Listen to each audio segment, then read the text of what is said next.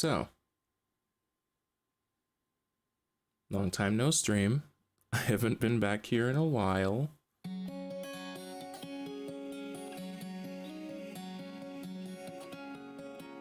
We're gonna be playing Dream Daddy. It's gonna be amazing. Hope everyone's having a great day today. I'm making sure everything is smooth. It looks like it. Okay, sweet.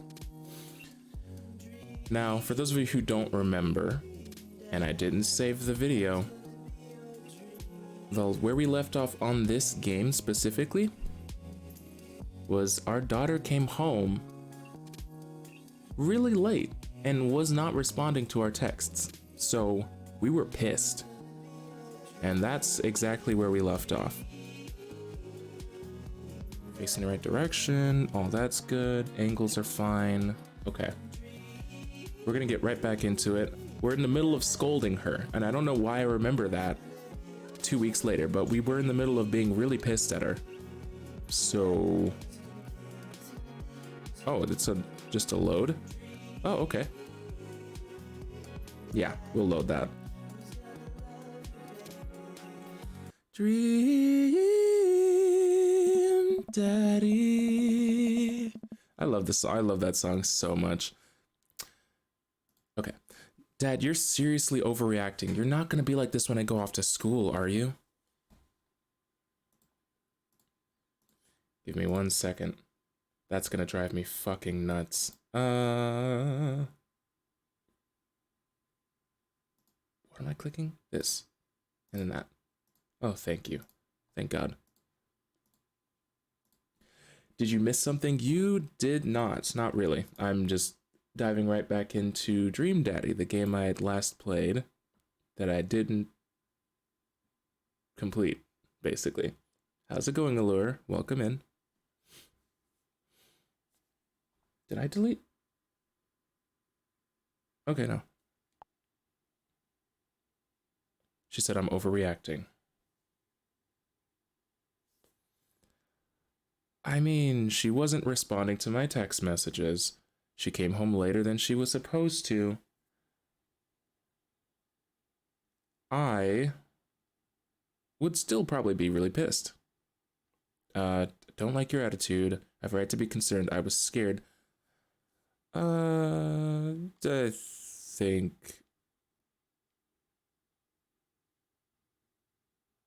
think I have a right to be. You're my only daughter. Well, I can't give you a play-by-play of everything I do all the time. I'm 18. You shouldn't even be giving me a curfew in the first place. Well, I guess that's kind of true. I sit down on the couch and put my head in my hands. I feel very tired all of a sudden. You really scared me. Just please don't do that again. Oh gosh. I'd be conflicted. I probably wouldn't have given her a curfew anyways to begin with, considering I assume she's graduated. All right, I'm gonna go to bed now. Okay, bye. Amanda closes the door to her room and I head to mine. Jeez. As I'm falling asleep, one thing she said keeps echoing in my mind. You're not gonna be like this when I go off to school, are you? I definitely didn't sleep well last night. I brew some strong coffee and make some scrambled eggs for Amanda as a peace offering. Maybe it was a fever dream. No, I'm gonna try to beat this game today, and then I'm hoping to play some Overwatch tomorrow for a pretty sizable chunk of time because it's the last time I'll probably play Overwatch before the second game comes out. And then I'll be trying a new game from there. It's a free-to-play game that I'll probably be playing for a couple days. But I don't have a roommate at this current point in time, so I can definitely just stream when I want to, which makes that a lot easier.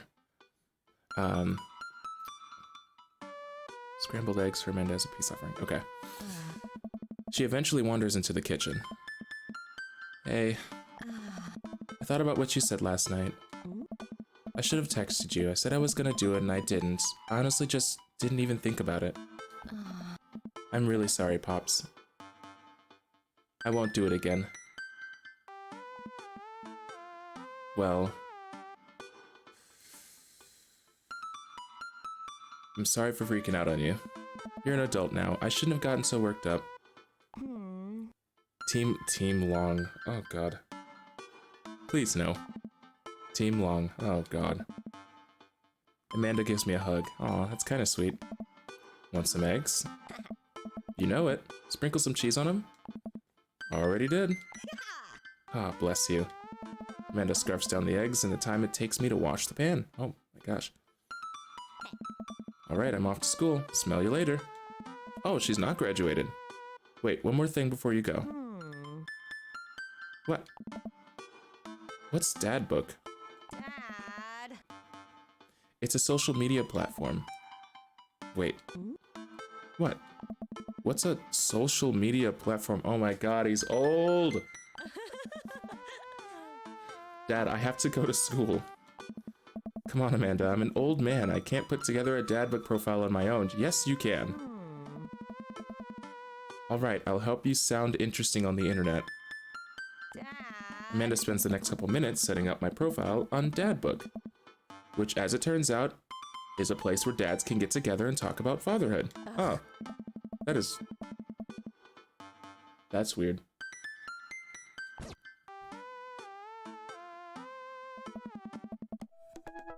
On a Friday night, you are most likely to... Friday night? Netflix? Fall asleep watching the History Channel? Maybe. Netflix, though. Torment my children with dad plans sink into a... It's honestly, like, make some good, like, really good homemade dinner and watch a show or some anime. Or pass the heck out. It's one of those two. Netflix and grill sounds slightly more interesting, so I'm gonna go... I'm gonna go that route. If you had one thing to take with you onto a desert island, what would it be? Salt, a grill, a DVD, no thank you, a boat,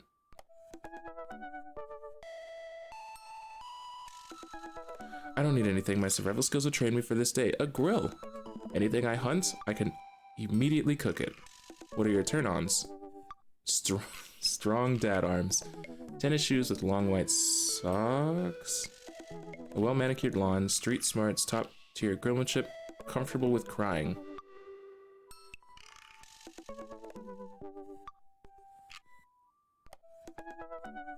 Beefy strong arms. Let's do it. Friday night, drink and pass out. I mean, maybe a little bit. What did you want to be when you grew up? Technical writer for manuals, salty boat captain, pro skater, a good father, president of space. That is, technical writer is the most boring way you could spin writing, but I really did want to be like an author when I was a kid.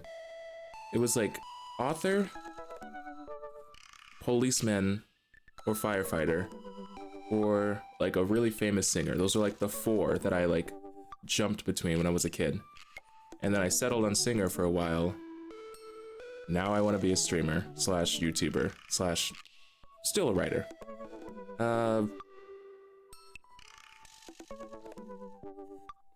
Pro skater, I don't know. I mean, pro skater who's also an astronaut. That kind of sounds like something I would do. And pursue like 5 different careers at once. That's what I'm currently doing. What's your favorite movie genre? War documentaries. Sean Connery's entire filmography? No thank you. Anything on Laserdisc. Romantic comedies. Old comedies that haven't aged well. Oh, Jesus Christ. Well, amongst these, it is war documentaries amongst these. Which is really dark. I watch some dark shit. I don't watch anything super lighthearted on my own. Unless It's like some lightheartedness mixed with a really serious story. Screw it. What's your ideal date? Napping together, doing a puzzle, eating a healthy dinner at 4 p.m., trying to geocache but getting hopelessly lost, arson, being emotionally vulnerable. Emotionally vulnerable? Or food? What are the two?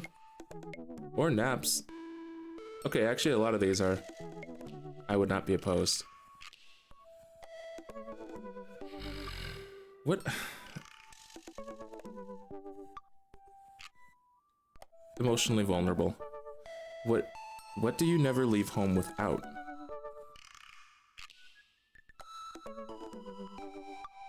My cripplingly low self-esteem. Yes. Spend a lot of time thinking about conspiracy theories, how proud I am of my child, potential ends of the world, if I'll ever be able to love myself as much as I love my grill. Oh my gosh, that's sad. When I can text my next cup of coffee. When I can get my next cup of coffee. Lawnmower modifications. That's boring.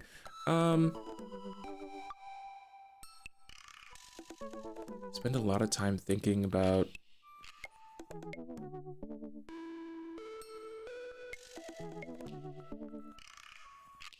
potential ends of the world. I don't know. What?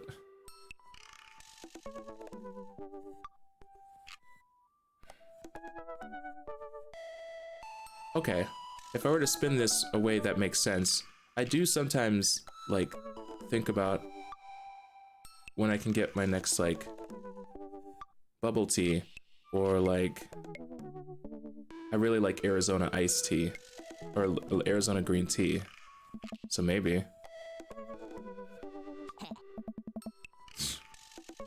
See, that wasn't so bad. Yeah, that was actually kind of fun. I could totally spend all day on here just looking at people's profiles. You should message one of them, or more than one of them. All of these dads seem pretty interesting. Okay, I'll promise I'll make some friends. Amanda gives me a hug. Go get him, Dad. Welcome. You've got dads.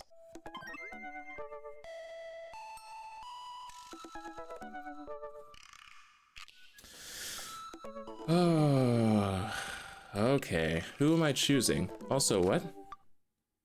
Hey Ty, it's me, your dear old friend from way back in the day, Dad Manda. I'm delighted to see you've signed up for Dad Book. They've recently, oh god, this is so cringy. They've recently added this exciting new messenger service, so you may find yourself receiving messages from other dads like myself. Take care not to miss them. Can I respond? Okay, I guess I can. Amanda, is that you? What are you doing on Dad Book? Why, Ty, I never. Isn't I'd never? Like I would never? We've known each other whoa, that's a fast scroll. We've known each other since business school. How could you possibly confuse me for your amazing and talented and easy to buy things for daughter? Though I am, of course, flattered. You should buy Amanda more things. Amanda, you know I didn't go to business school. I barely even managed to get my degree. Wait. No. Wow. I didn't say that. You never heard that. This is gold. What's wrong with admitting you almost didn't get your degree? Because school is hard. There's nothing wrong with that. I was a great student, I swear. I graduated at the top of my class because I worked hard and ate all of my vegetables. Totally holding on to this for later. Wait, do you even remember what I majored in? I declined to comment. I plead the fifth. Cool. Okay, you just click X until then. Until it stops, I guess. That's weird. There's no way. This game teaches you how to make friends? I know. Weird, right? I don't know if it's working. I'm sitting in my room playing a video game. I don't think it's working. Oh, shit.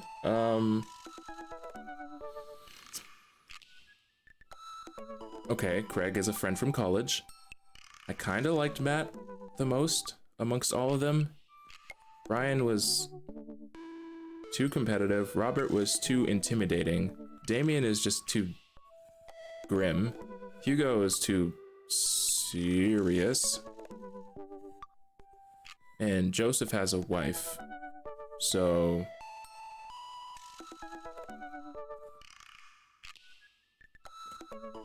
So it's between Craig and Matt. And I think I'm gonna choose Matt because I actually thought he was okay to like talk with. Matt Stella. Avid music enthusiast, passionate coffee drinker. You can find me most days selling bean juice over at the Coffee Spoon or hanging out at the park with my amazing daughter. Hit me up about 80s no-wave music. Perfect my cold brew setup one trip at a time. On a desert island, he'd bring fine tunes to pass the days away. Turn-ons are multi-instrumentalism. That's not a thing for me. IRL, that's a thing for me. In-game, that's not a thing. What did you want to be when you grew up? A barista, weirdly enough. Oh, well. Guess you got your dream. What's your favorite movie genre? Shit with subtitles? Okay, I could get with that. What's your ideal date? We go to the animal shelter. What do you never leave home without? Headphones. Spend a lot of time thinking about where did writing commas into song titles come from? And where did it go? What? Okay, sure. You know what? I'm gonna go for Craig. Although he's a really big fitness buff, and clearly I'm not that person. Screw it, it's Matt. I'm just gonna choose Matt. Brian is a Viking. Kinda does look like a Viking.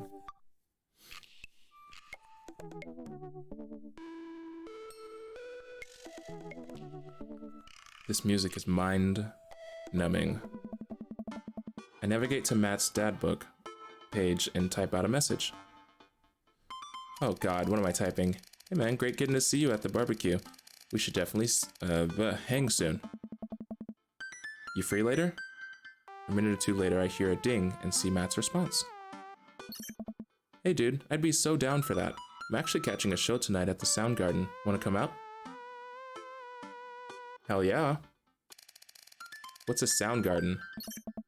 It's a concert venue, but also a band that a lot of people listened to back when it was cool to have soul patches? What the hell's a soul patch?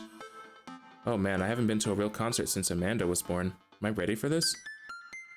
Yeah, you are. While I'm thinking, another message pops up on the screen. Pop is playing tonight. Cool little indie pop punk rock band out of Canada. Should be a fun one. Not totally my style, but sure. I didn't see that last message. What? Okay, I missed that last message. I log off of Dadbook and think for a second. Wait, when was the last time I went to a concert? I mentally backtrack decades through memories of denim jean jackets and moral panic over teenagers turning to the occult. Hey, what's wrong with the occult? You got a problem with demons and spirits? Oh god, I had a mullet back then. Oh god, I thought it was cool. Oh god, other people thought it was cool. I finally remember the strange 80s prog rock I used to listen to and mentally envision all of the airbrushed vans in the parking lot. Man, how did anyone survive the 80s? Honestly, if I'm being honest, and me and my younger brother apparently agree on this, 80s music, like the 80s for music is the one decade where I'm like, I actually don't care about music. Like I don't care about the 80s, like music in the 80s.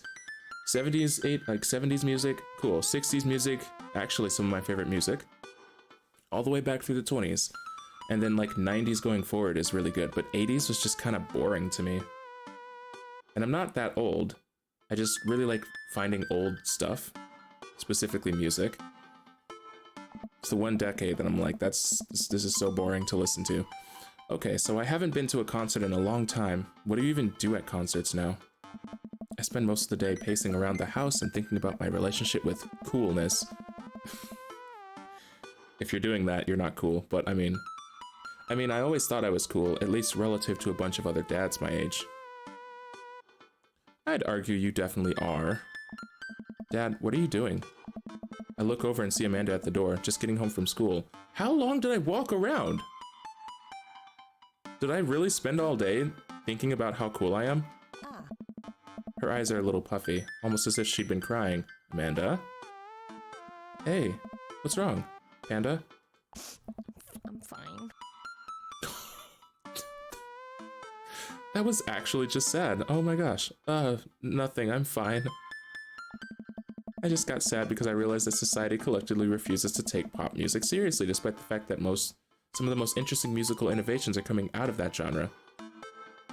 I mean, that is why it's pop music.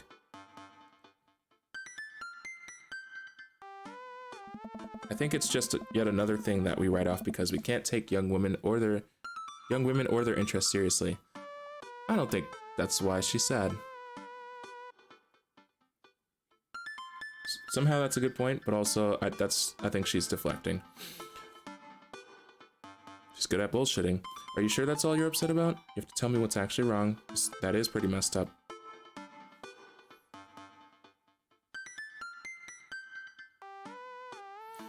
This is hard because I think what I would do is, in this situation, if I were married, I would say, yeah, that's pretty messed up. I would let her walk out of the room and turn to my partner and be like, did she seem upset to you? I thought she seems like she's had a shit day. Like, I feel like I would do that, but since I'm a single parent, I don't know what I would do in that scenario. Like, I would double check and see if everyone else got the same vibes, but I guess in this case, I'll just ask, you sure? If there's, anything going on, I just want you to know that I'm here for you, and I'll always be here for you. Man, Ty's a sweetheart. Whether you need a shoulder to cry on or a strong dad to go kick someone's butt, I'm only a phone call away. Ah. Thanks, Popsicle. I appreciate that. But I'm fine, really. I don't know about that. I'm unconvinced, but I'll stop badgering her about it. I'm sure she'll tell me when she's ready. Anyway, what's up? Amanda, how do I be cool? Let me put on a pot of coffee first. This is gonna be a long night. No, seriously, Matt invited me to a concert, and I don't think I've been to one since you were born. Ugh. Yeah, you have. You took me to one when I was 12, remember? I'm suddenly overwhelmed by the memory of a sea of screaming preteens. Oh god, I tried so hard to forget. Oh. The one where I had to camp out with you in lines so that you could get a good spot and then you cried and screamed the whole time? Dad, it was so much more than that, and I'm not even ashamed to say it. Oh, you're not ashamed? You seemed pretty ashamed when I found all those drawings you made of those dancing boys kissing in your Trapper Keeper. Oh god. What do you call it, a Trapper Keeper? I don't even know what the fuck that is. Wait, Trapper Keeper, what the hell is that? Google, help me. Trapper Keeper.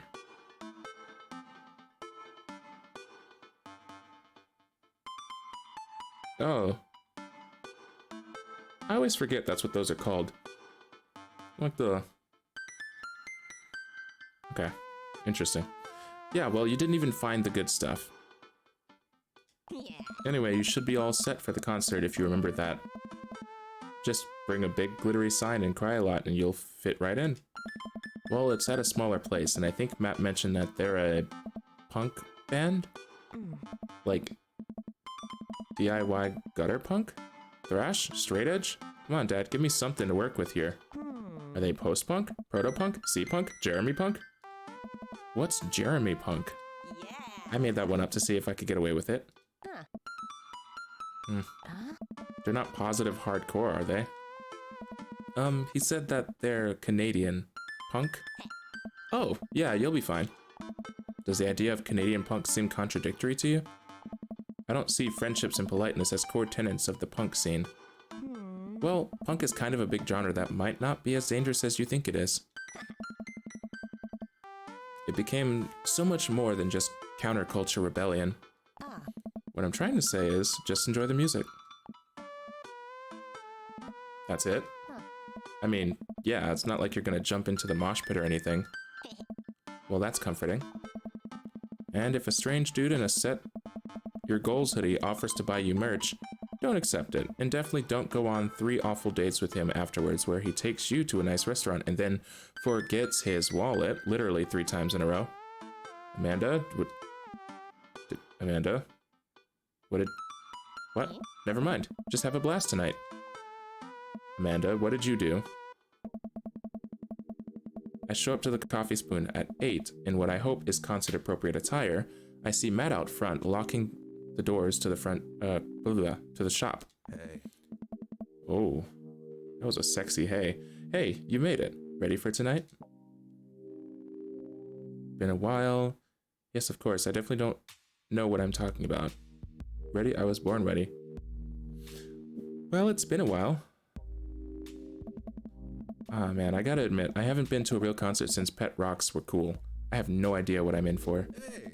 Did your daughter make you take her to one of those boy band concerts where everybody holds signs and scream cries? Yeah, Oh. I got 2 lined up next month. I still can't get the glitter out of my car from the last one. Stay strong. Hey. But dude, I get to take you to your first concert in a long time. This is gonna be awesome. Just hang with me, Ty. You'll be good. This scene is super supportive. It'll be a blast. Quick question. Hey. Shoot. What is scene?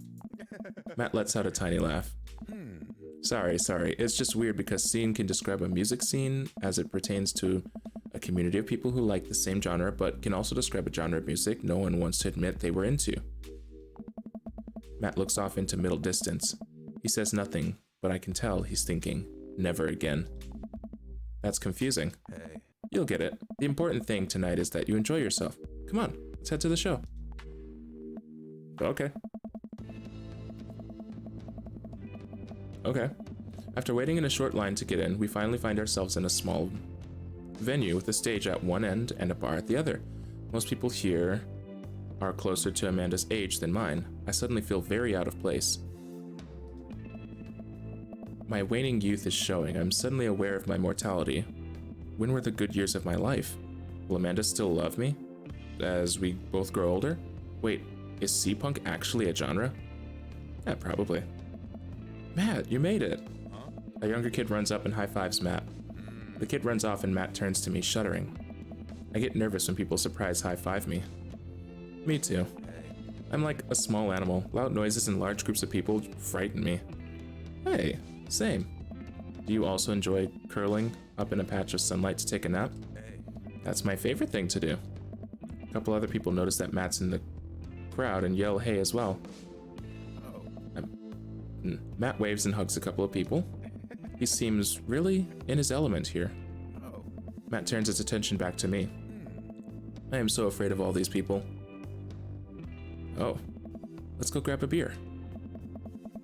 Matt and I line up at the bar in the back, where a couple of older concert goers hang out. A couple more people notice Matt and tip their drinks at him. Hey. Seems like you're a popular guy out here. Hey. Yeah, I go to a lot of shows. This is a really cool spot. Oh. But it's times like these where I realize I can only be charming and funny for about 5 minutes before I run out of stuff to talk about. Hey. And then I become keenly aware of where my hands are. And that there's no comfortable place in your mouth for your tongue to rest.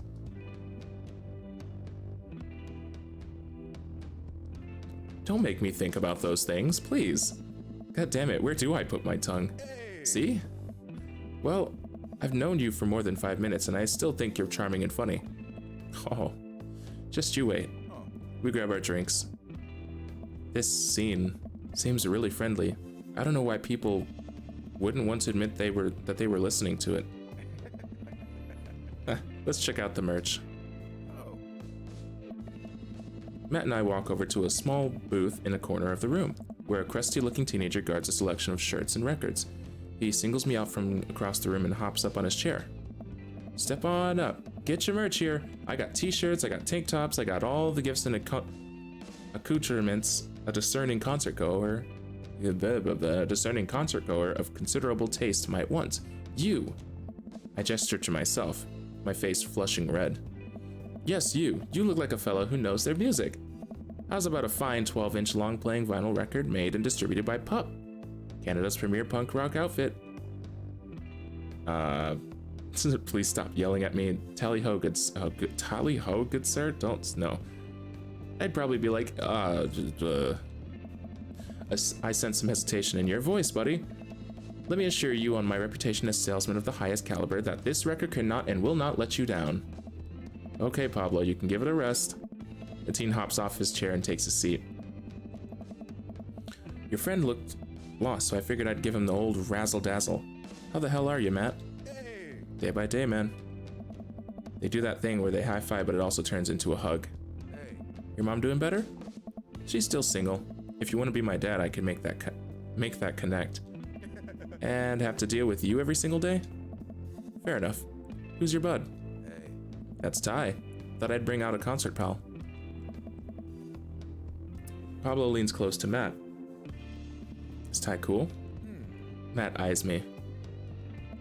Aye, I'm back. He cracks a smile. Hey. Yeah. Pablo brings me in for a bro hug. My dude.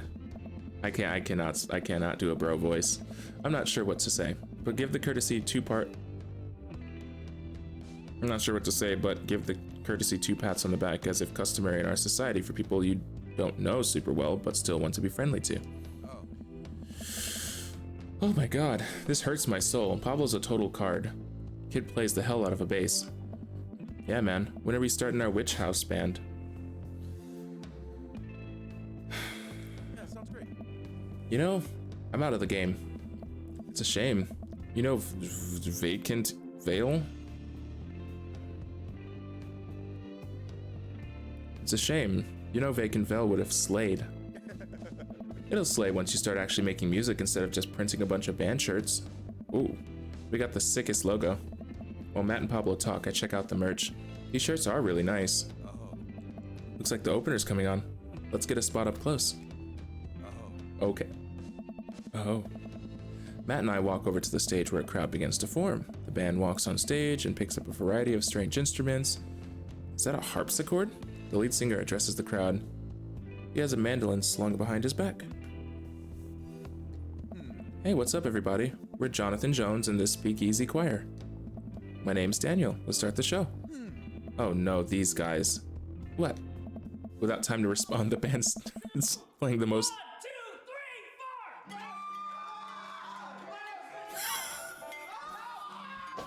1, 2, 3, 4.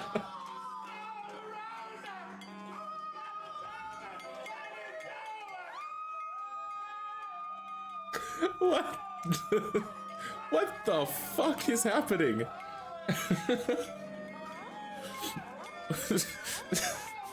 Without time to respond. How long is this audio gonna go? The band starts playing the most cacophonous noise I've ever heard.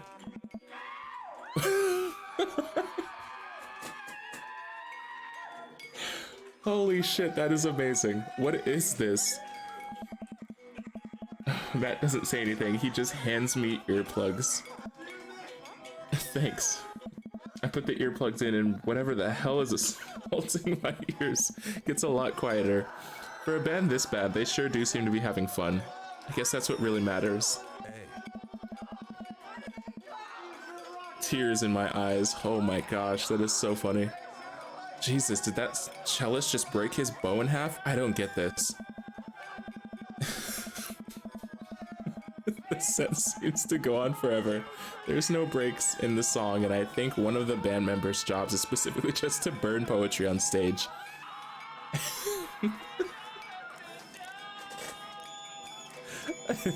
I turn to Matt and try to start a conversation.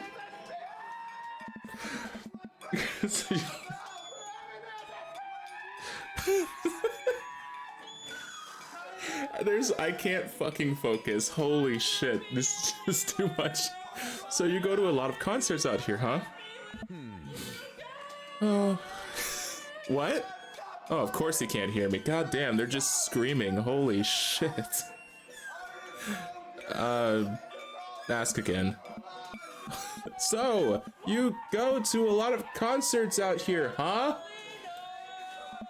What? Oh my god, I would give up after that. I'm done. He can't hear me, so I just stop and try to enjoy the music. Enjoy? You think you can enjoy this? Okay, no, this is impossible. How long have they been playing this song? 10 minutes? 20? A year? Eventually, the set ends, but only after the drummer sprains his ankle during his saxophone solo. They promised it was part of the act as he was carried off stage crying.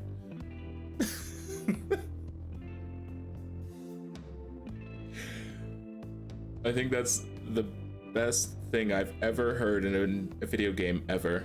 That was actually just amazing. I'm making that into a TikTok very easily. Matt and I both pull our earplugs out. Man, that was something. I promise Pup is much better. I still have tears in my eyes, oh my gosh. I just have a lot of questions that I know I'll never get the answer to. Hey. Oh yeah, he sprains his ankle at every show. Every show? Chill. They were being real about that. Oh my gosh. Hey. Let's grab another beer. I should have grabbed like 4 for that. That was just terrible. Matt and I work our way out of the crowd and back to the bar. More and more people file into the concert space as it gets closer to the main act. It's getting kinda crowded in here. We grab our beers and I try to follow Matt back to our spot, but there are so many people that I'm having a hard time keeping up. As I work my way through the throngs of excited concert goers, I realize I've lost Matt entirely. I stop and look around, seeing nothing but a sea of hip 20-somethings. I'm lost. How am I ever going to find Matt here? Where's the exit? Are there even exits? What if I'm trapped in this building forever? Am I gonna see my daughter ever again? What if that terrible band gets back on stage? Oh my god, chill, it's okay. What if... Suddenly, a hand reaches out to grab me. It's Matt. Hey. Almost lost you, bud. Oh, I got really nervous. Nervous? Nervous for a second there. Oh. You and me both, dude. He takes my hand and leads me back towards the stage. He's holding my hand. I can feel myself blushing a little. Aww. We finally settle back into our spot and wait for the band to start. Busy place, huh? Hey. Yeah, Pup really brings out a crowd. So you go to concerts a lot. Hey. Oh yeah, it's one of my absolute favorite things in the world. I think it's one thing to listen to music and connect with it, but when you're in a room full of people connecting with the music just the same way that you are, that's magic. I suddenly have the urge to pee. Curse this tiny dad bladder. I've never heard it put that way. That's really beautiful. Also, I have to pee. Hey. Hurry up, man. They're about to go on. I won't. I squeeze my way out of the crowd towards the restroom. I really should have gone before I left the house, but Amanda was watching beauty videos in the bathroom. Since I had an eyeliner wing... She had an eyeliner wing going halfway across her face, which was actually a pretty good look. I'm so proud of her. I make it to the restroom finally, but it's one of those single-person restrooms with a line forming outside of it.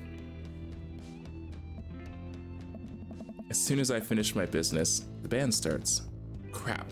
The people that were initially milling around the venue all crowd up against the stage as Pup plays their first song. How am I ever gonna find Matt now?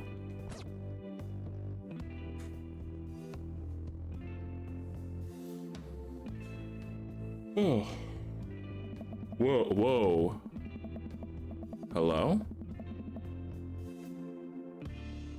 Okay. Everyone's rushing to the main stage to watch Pup play. I'm sure Matt will be up there too. I gotta get there without being trampled by these rowdy youths. Avoid these youths.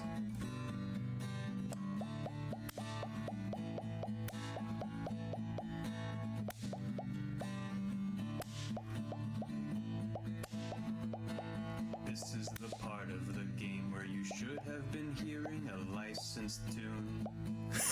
To lock it down for you. We even got permission to whitelist the song for YouTube and Twitch. But their systems are seriously broken. What a bitch. Oh my god, that's actually amazing.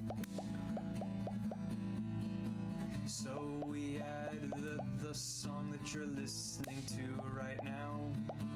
Don't you think it's better than risking content ID?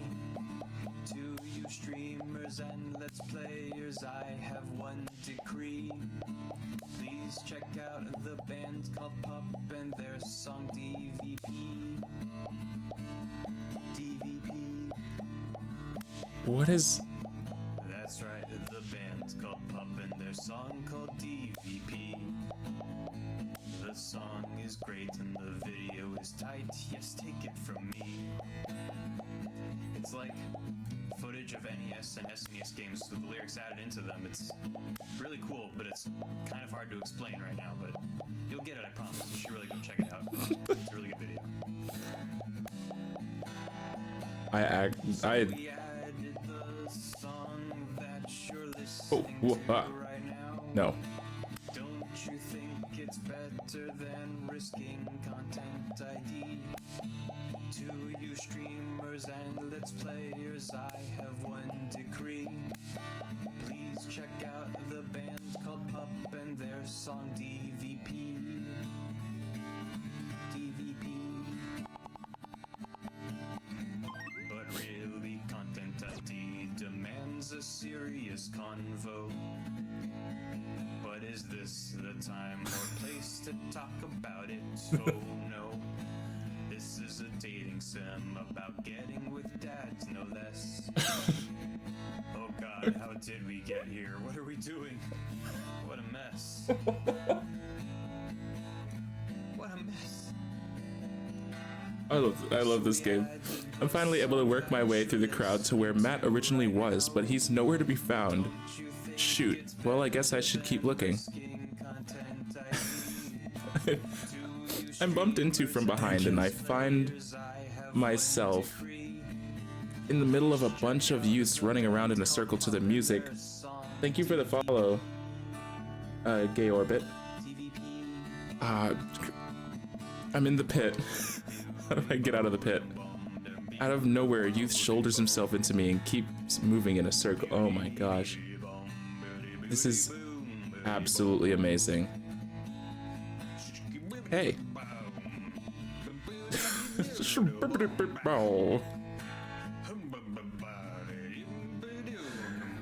What is happening? I guess I'm moving in the circle now. I frantically search for a way out, but all I can see is an ocean of youths rhythmically slamming into each other. Another youth slams into me and I lose my balance. I'm about to topple over. This is it. This is how I die. Trampled under the boots of counterculture. Someone grabs my hand, someone familiar. I look up and see Matt. He pulls me back up onto my feet. You're wild, dude. Matt throws his arm around me and we jump back into the circle, bashing into youths left and right as Pup plays a killer solo. I didn't know you messed with the pit. Me neither. I really didn't. I can't believe this. I'm having fun. I'm a little mad that I didn't stretch before physical activity, but I'm having fun. The song ends and the pit finally dissipates. Everybody cheers on Pup. I think that was the best, like, copyright-free song I've ever heard in my entire life. Maybe I only got enough pit energy for one song. Alright, man. Let's retreat. We'll show these kids how it's done another day. Hey. Oh my gosh, this is actually amazing. Also, I realize my sound alerts didn't make a sound for me, unfortunately. But I think you guys heard that. We work our way back to a more comfortable spot on the crowd and enjoy the rest of the show from a safe distance. Pup put on an amazing set and basically had to beg themselves off stage after their encore. With the concert over, the crowd starts making their way to the exit. Yeah, sounds great. Yeah, I'll meet you outside. Gotta say bye to a couple people. Okay, sure. Why not? I hang outside of the venue until Matt finally shows up. Hey man, thanks for waiting. I got you a present. Matt hands me the t-shirt I was looking at earlier. Oh, whoa, thanks man. Hey. Saw you eyeballing it back at the merch booth. Hey, And I mean, anyone who tears it up that hard on their first time back to a concert deserves a reward. Well, the youths will finally accept me. Amanda will love this. I'm never taking this off. The youths will finally accept me. Man, that's kind of harsh to do that. Amanda will love this.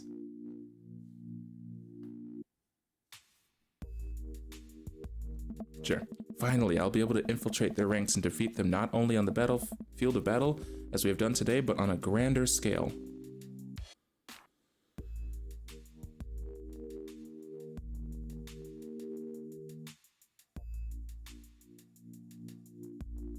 Sorry, give me 1 second.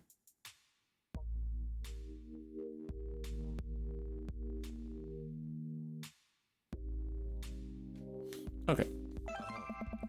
We'll see you in the world pits. Some of the sentences they say, I swear. We'll see you in the world pit, youths. Hey, Matt. Hey. Hey, it's Pup. Oh. Hey, dude, didn't realize you were here. Hey. I'm so glad I could make it. You guys put on a great show. Thanks. Hey. Well, see you around. Is Pup real?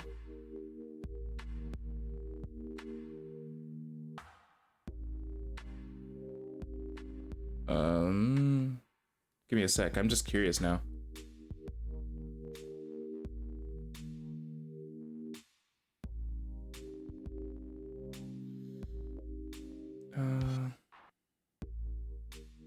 Pup.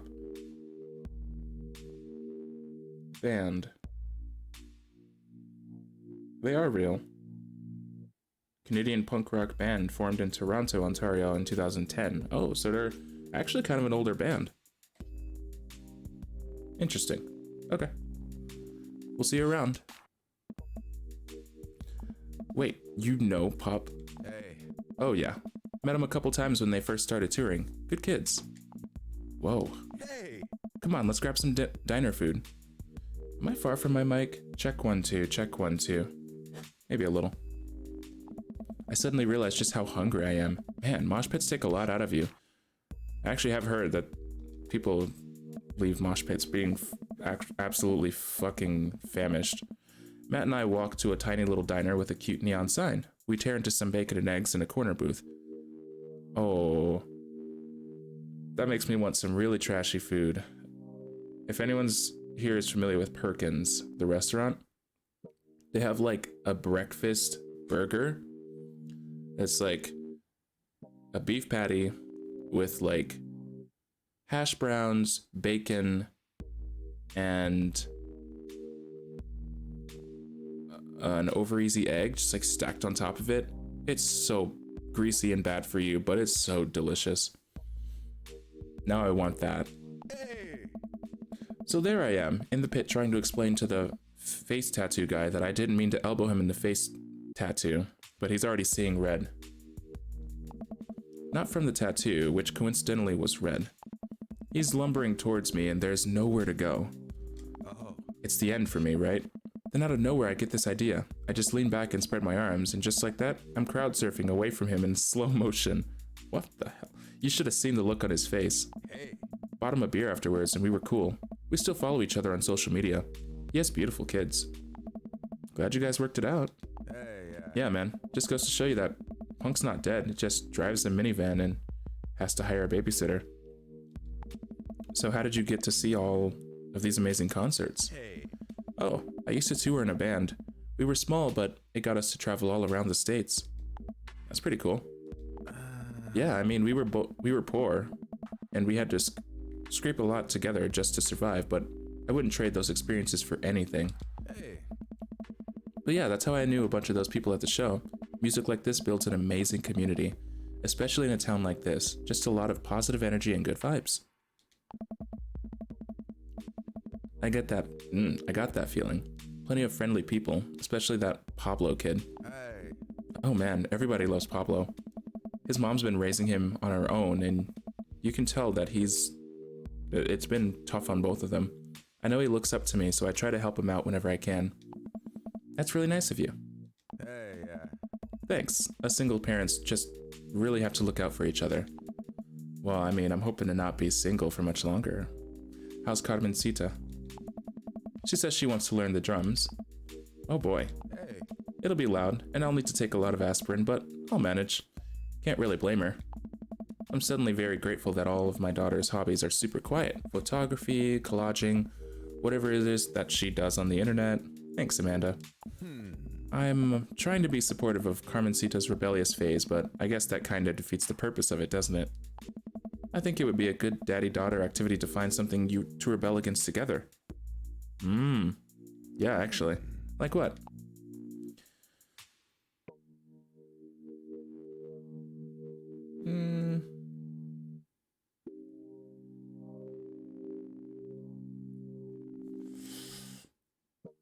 Consumerism, fashion, which would I rebel against? I regularly rebel against fashion. I just wear terrible outfits that don't match. It's not that my like sense of fashion is bad, but like I just don't care enough. Consumerism. Why do we gotta get up early the day after Thanksgiving and line up to buy things? Why can't we like share things? Comrade, you're speaking of dangerous things here. He and I laugh. We keep digging into our plates of greasy diner food. The breakfast I ordered for dinner is absolutely hitting the spot. Hey. Man, Hey. being a single dad is rough sometimes. I should fix my posture. I'm feeling my neck just be like, hey, what are you doing? Stop looking like this. Stop. Just be happier. Okay, being a single dad is rough sometimes. It's a lonely feeling. I understand that all too well. I mean, at least we have the rest of the dads to talk to. Oh. Yeah, I don't know. I get really nervous sometimes talking to people. Matt gets nervous talking to people, but he's cool. I mean, to be fair, he mentioned when we were in the concert like 4 separate times that he just doesn't want to deal with people. So I feel like I should have known that, but me too. I've never really considered myself an extrovert and never really considered myself an introvert. I'm just uncomfortable in every situation always. Damn. I wish I could not relate to that, but that's pretty much me. You're fine. You're actually really easy to talk to, you know that? I smile. Aw, that's sweet. Matt and I spend the rest of the night trading daughter stories. Turns out our kids are a lot alike. We finish up our late night dinners and head out. We walk back to the cul-de-sac, back to our respective houses. Hey. Tonight was a blast, man. Loved it. Although I'm probably gonna feel it in my knees in the morning. I'm definitely like... Nah, never mind. You and me both. I don't usually like going to these things alone. It was really cool to have you there with me. I'm glad. Hey. Alright, I'm calling it quits for the night. Stay cool, man. He called me cool. Matt called me cool. Man, I'm sad I didn't get the chance to like go home with him or something. I walk into the house with my heart in my throat. Amanda pops her head out from her room. Hey Pops, how was the show? Matt thinks I'm cool. You don't say. Manda Panda, Matt thinks I'm cool. Blind leading the blind, huh? Goddamn. Wow, I just got dunked on by my own child. Unbelievable. Hey Amanda, remind me which one of us just tore it up in the pit at a punk show and which one of us just spent 4 hours probably watching Tiny House Hunting Amish Triplets Extreme Edition. First of all, how dare you? That show is a classic. Second of all, you moshed in a pit? Who even are you? I am your extremely cool dad. All right, I'm hitting the hay pops. I'll see you in the pit. Night, kiddo.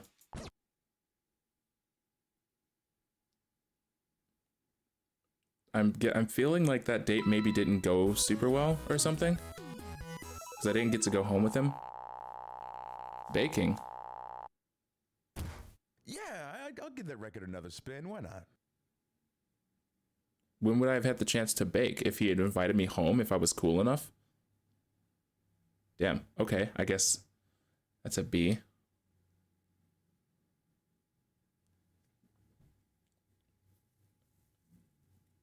Should I be offended?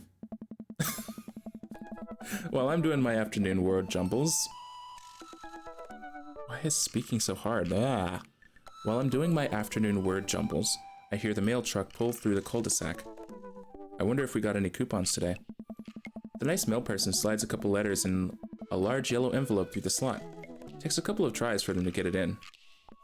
Hey, my coupons. I take a closer look at the large yellow envelope. I lightly knock on Amanda's door. She probably has headphones on. Amanda? She yells through the door. What? I have something for you. Kinda busy right now. Can you come back later? Okay, just thought you'd want this big old envelope we got from HIA. Yes. Immediately, Amanda pushes her door open. Horn Institute for the Arts? I mean, if you're busy, I can come back. Father, please. I hand her the envelope, which she tears open with her teeth. Why with your teeth? God dang. That's probably bad for your teeth. Oh, that too. She doesn't seem to hear me and spits out a piece of envelope. She pulls out a letter and unfolds it. And? The suspense is killing me. This is her dream school. I don't like this. I can't believe this. Oh, honey, it's okay if you didn't... I got in! Oh, okay. Oh! I got in! Amanda tosses the letter aside and gives me a big hug. Aw, congrats, sweetie. That's amazing. I'm so proud of you. She pulls away and looks at the letter again. Oh my god, I really can't believe I got in. Well, of course you got in. You're a great student. You nailed that interview, and your photography is incredible. Wait, Dad. I know this one's really expensive, and it's so far away. I think for a moment, HIA was one of the more expensive schools that Amanda applied to, but I know she's had her heart set on it for the longest time. It'll be tough, but we're gonna make it work. Really? Of course. Amanda hugs me again. Thanks, Dad. Okay, sweetie, we're celebrating tonight. Dinner, your choice, wherever you want. Yeah. Wherever? Can we go to Perkins? Amanda and I walk along the bay side, tearing into our foil-wrapped burritos from a nearby food truck. You could have chosen anywhere in Maple Bay. Cost was not a determining factor. Please, Dad, you know I'm a simple gal. Just give me a Rito with a few. Can't say I'm mad. Amanda and I sit on a patch of grass and watch ships sail lazily through the bay. Honestly, that sounds super nice. And the dorms are right near a bunch of cafes, and there are all these galleries nearby, and there's a discount if you bring your student ID, and... Amanda, slow down. You're gonna choke on your burrito. I know, I'm just excited. Did I mention that students get their own studio space once they're seniors, and we get all the professional photo editing software for free? Can I have that?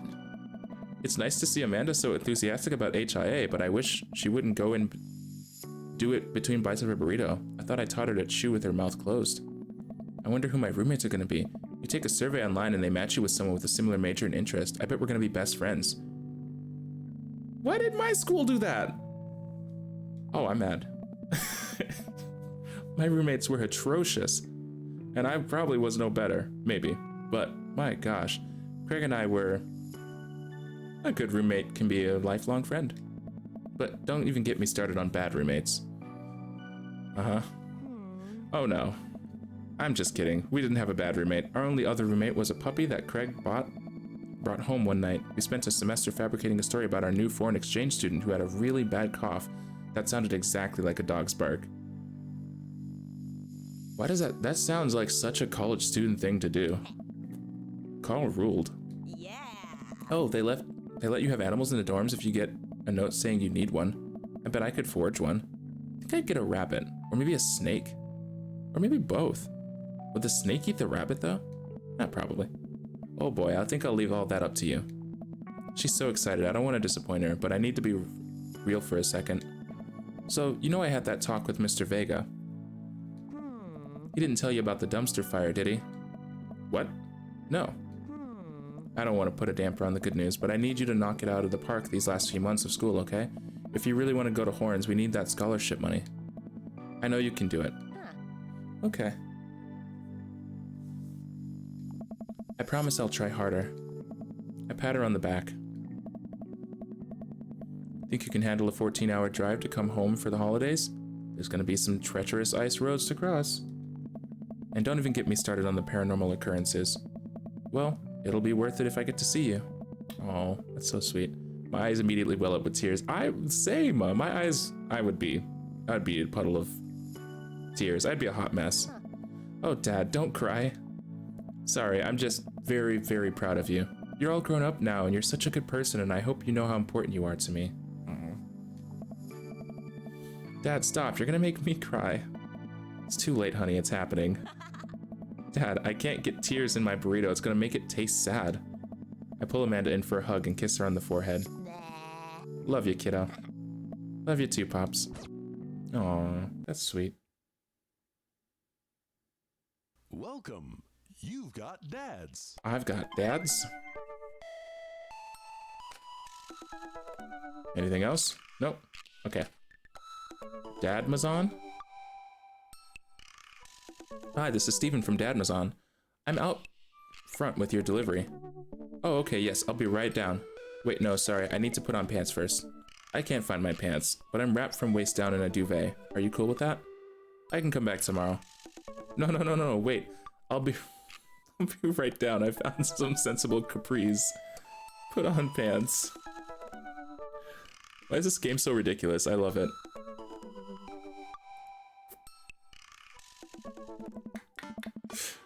Ooh, I got a package. Wonder what it is.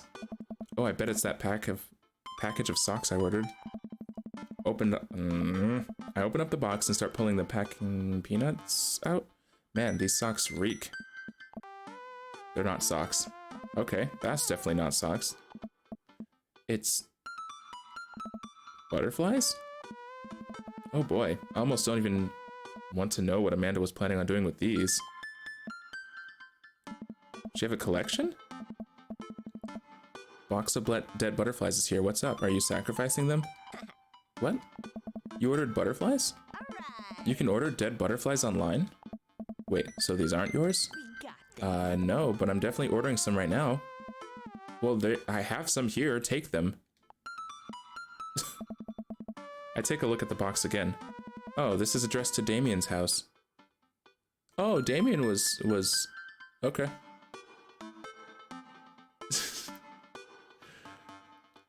Maybe we should just bring the box to Damien. I think that's what we should do. I should take it over to him. I really don't want to interact with him anymore, though. He's kind of creepy to me, but sure. I jog over to Damien's house with the box. I pull back his door knocker, but suddenly the door opens. Mr. Long, to what do I owe the pleasure? Oh, God. I used to have someone call me that in high school. It's so weird to hear my name, hear it like that. Whoa, how did you know I was about to knock? I don't know. He's spying on me. Oh, okay. Anyways, I think this got delivered to my house by mistake. I hand him the box and his face lights up. What a wonderful surprise. I was just about to send a strongly worded letter to the courier service about this. Many thanks. Not to pry, but what are you gonna do with those butterflies? Would you like to see? Alarm bells ring in my head. This is how you die. Sure.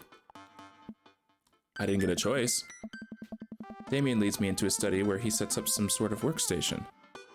Above his desk is a wall of pinned butterflies, moths, and beetles. Oh, wow. That's really something, Damien. I'm quite proud of my little collection. You do all of this yourself? Of course. I find it rather relaxing. How do you... It's simple. Here, let me show you. These aren't ready quite yet. They'll need to be rehydrated overnight, so they're easier to work with. I have some over here that are ready to pin. Damien takes a seat at his desk while I hover behind him. He picks up a little triangular paper package and snips off the edges. He pulls out an all-black butterfly and shows it to me. I'm rather excited about this one. It's a turquoise swallowtail. I have no idea what that is. He gently opens the wings, spreading the butterfly out on the table. The backs of the wings are gorgeous, iridescent green color. I can't read, it's fine. Oh, and the pigment on this one is so nice too. Anyways, pinning a butterfly is actually very simple. It just requires a delicate touch. First, I'll put a pin through the thorax. Damien slides a pin through the middle of the butterfly and places the butterfly on a piece of styrofoam. He carefully arranges the antenna with the forceps and begins placing paper and more pins on and around it. He does this so effortlessly that it's almost hypnotic. I have a frame here that I think this one will look quite pretty in, but I'll need to let it sit for a couple of days until it's ready. And then what? I remove all of the pins and put it on display with the others. I take a closer look at Damien's collection. One with bright blue wings keeps drawing my eye. This one's so pretty. Damien takes it off the wall. Ah, yes, that's a blue Morpho. One of my favorites too. He hands the small frame to me. Here, I think this would look lovely in your home. Oh, that's really sweet. Oh, I couldn't take this. I insist. Believe me, I have more than enough. Thank you. Man, that's really sweet. If you ever have an interest in pinning some insects yourself, you know where to find me. I think I'll leave that up to you. I feel like I'd probably break them in half with my butterfingers. Nonsense, you have beautiful, steady hands. You would make a fine taxidermist. Am I blushing? I'd probably be. Like, aw, thanks. Like, Damien walks me to the door and gives me a warm smile as I leave. Do take care of yourself, Ty. Thanks for allowing me to share my odd little hobby with you. I said nothing to that, I just walked away? Okay. Welcome. You've got dads. Okay. Anything else with Amazon package person? Nope. Anything with Dad Manda? Nope. Okay.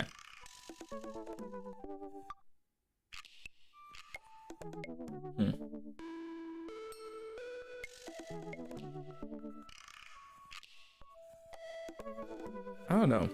I don't know if I want to try the other ones. At least not at this current moment. Hey, Matt. Want to go on another date?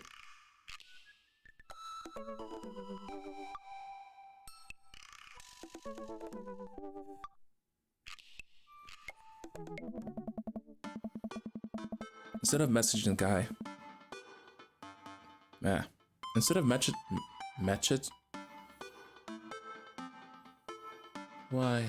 Why?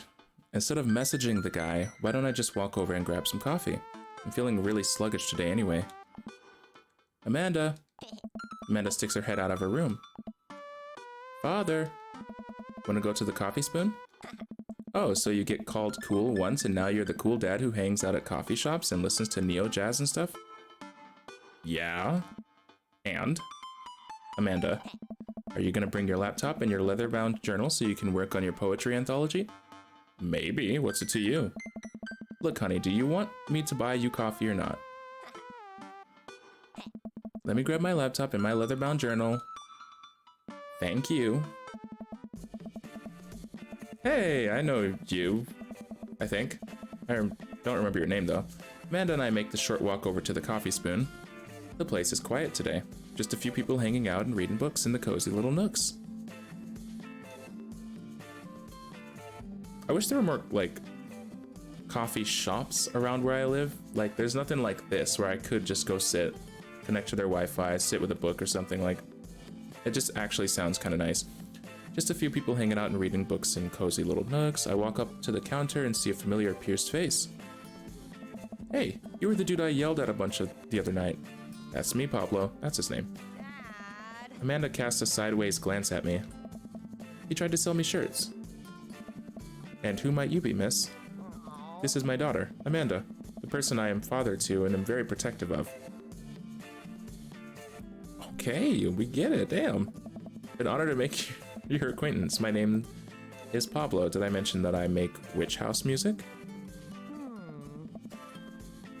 I wouldn't call witch house music, but okay. A piercing blow to my ego, though not one that will dissuade my need to impress you. My innate dad sense says... Why can't I read? My innate dad senses tingle. I'm overwhelmed with a fatherly protective energy. I must do something to protect my child.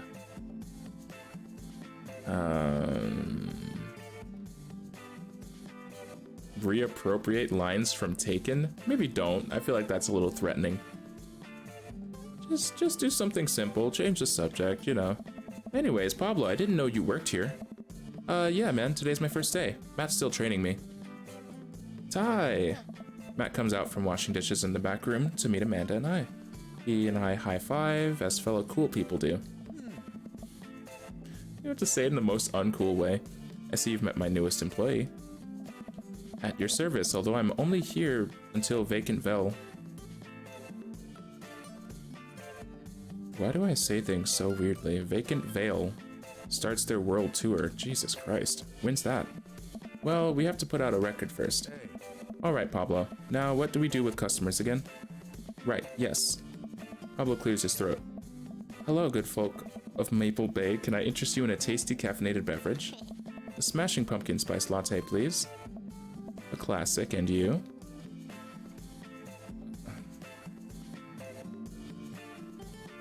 Decaf? Because I don't really drink coffee? A decaf for Cutie, please. Don't want too much caffeine. Decaf? Sounds like you're settling. I have a very early bedtime that I just can't miss. Oh, The Sound of Settling is a Death Cab for Cutie song, which was the band that this was a pun off of. So when I said it sounded like you were settling, I'm gonna stop talking now. Oh my god, that's so awkward. Coming right up. Pablo gets to work making our drinks while Matt observes him.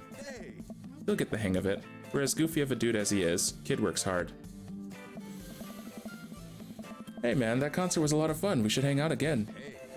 Hell yes. I'm actually gonna be done training Pablo in a couple hours and was gonna go record shopping. Wanna come along? Absolutely. Pablo brings us our drinks and Amanda buries herself in her laptop. I spend my time sipping my drink and cracking jokes with Matt. Last time we hung out, he told me that he had trouble hanging out with other people, but for some reason he and I can talk and joke like old buds. It's weird. I feel really comfortable around him. Once Matt feels comfortable leaving Pablo on his own, I say goodbye to Amanda and we start walking to the record store. Have you ever been here before? No, I mean, we have a record player sitting in the living room, but all I have are 2 copies of Frampton Comes Alive. Oh, this should be fun then. We're gonna find you some good stuff. Okay. The walls of the store are packed with posters, artwork, stickers, and records. A few people mill around, flipping through milk crates of albums. Some indie band is playing through the speakers. It's a nice vibe. So, why do people still buy records? Isn't it kind of outdated at this point? There's a lot of people who will try to tell you that vinyl sounds warmer or more true to the artist's intent, but really, I think it's just nice to collect records. Yeah, sounds great. It's cool that, in this day and age, we have just about every song ever created available instantaneously on our phones, but there's something about holding an album and getting to see the artwork in your hands that I'll always love. That's why I try to get as many of the records that I love in physical form as possible. Remember when we were kids and would have to wait around by the radio with a cassette tape so that we could record our favorite songs? Yeah, sounds great. It made each listen really special, and mixtapes were even cooler because of how much work they took. Now you just make a playlist. I think the last time someone gave me a real mixtape was in high school. I look around the multi-level record store and spot some genres. Future wave, jungle, anarcho-pop, nunsploitation, that's just, no. I have no idea where to even start. Man, this is a little overwhelming. Here, let me help you find something you might like. If you were a milkshake, what flavor would you be? Well, I would be cookie dough, but I guess if we're going that route, maybe cookies and cream or vanilla? Cookies and cream, I guess. If you could only buy one type of candle scent for the rest of your life, what would it be? Daffodil. Spring Creek. Somehow Spring Creek Fireball sounds the best, or Camouflage Summer Breeze. Sure. What's your favorite ambient sound?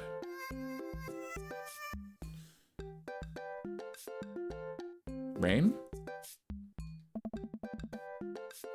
What's your dream vacation spot? Starting a new life in the Baltics, inside an active volcano.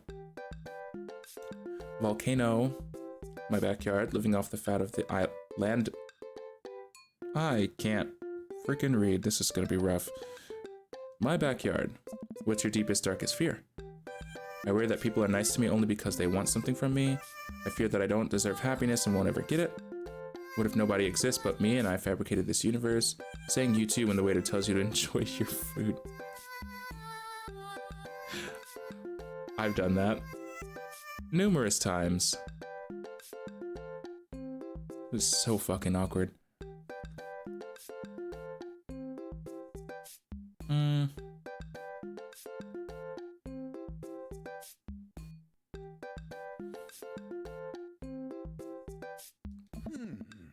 Matt thinks for a moment. What? Oh, I know just the thing. Oh. Matt runs to the other end of the store and returns holding a record behind his back. He shows it to me. This is Smokey Rolls Down Thunder Canyon by Defendra Banhart. Sounds like what you need is some Defendra Banhart. Actually, I think everyone needs a little bit of Defendra Banhart in their lives. That is not easy to say. Whoa, dude, thanks for the recommendation. Oh. You're gonna have a great time with it. Promise. Matt and I bring our records to the cash register. A young girl with a septum ring and a buzz cut stands behind the counter with one earbud in. Usual stuff today, Matt? Yeah, sounds great. Just some light pickups. Matt places 3 albums on the counter.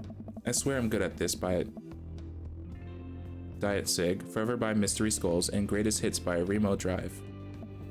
Tight. Hey.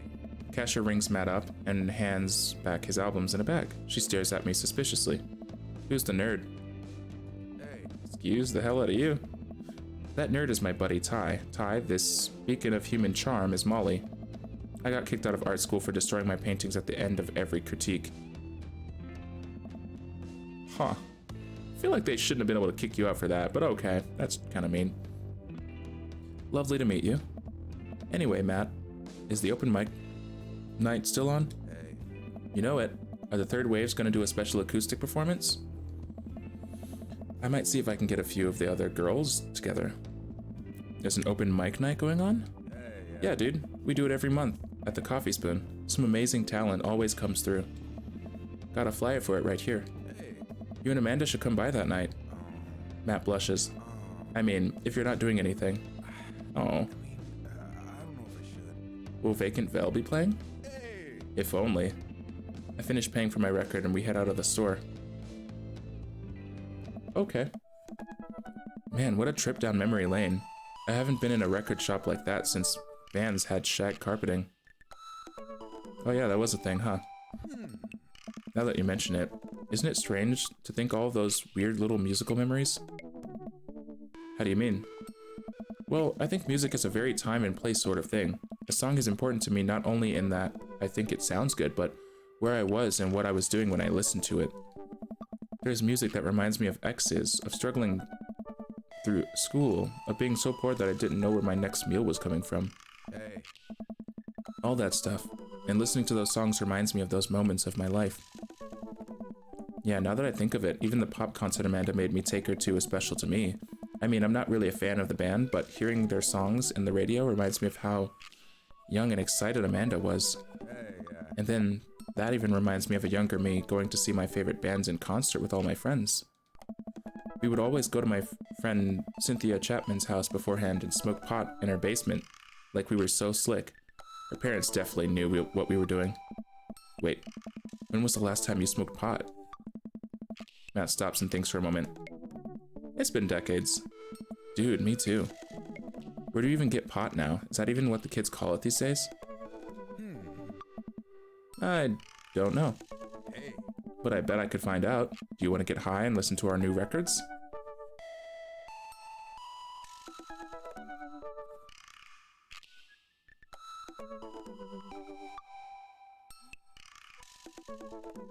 I mean...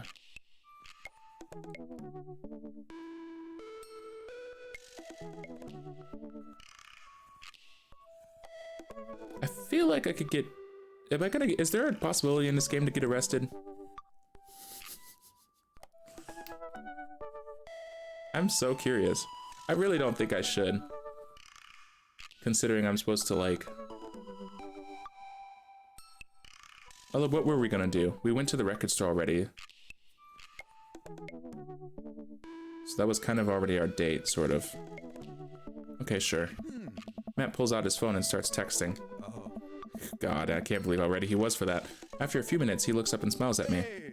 Ah, Molly's got a hookup. Says to meet in an alley near the coffee shop. That's... Don't meet at an alley near your fucking business that you own. What kind of dumb shit? Hey,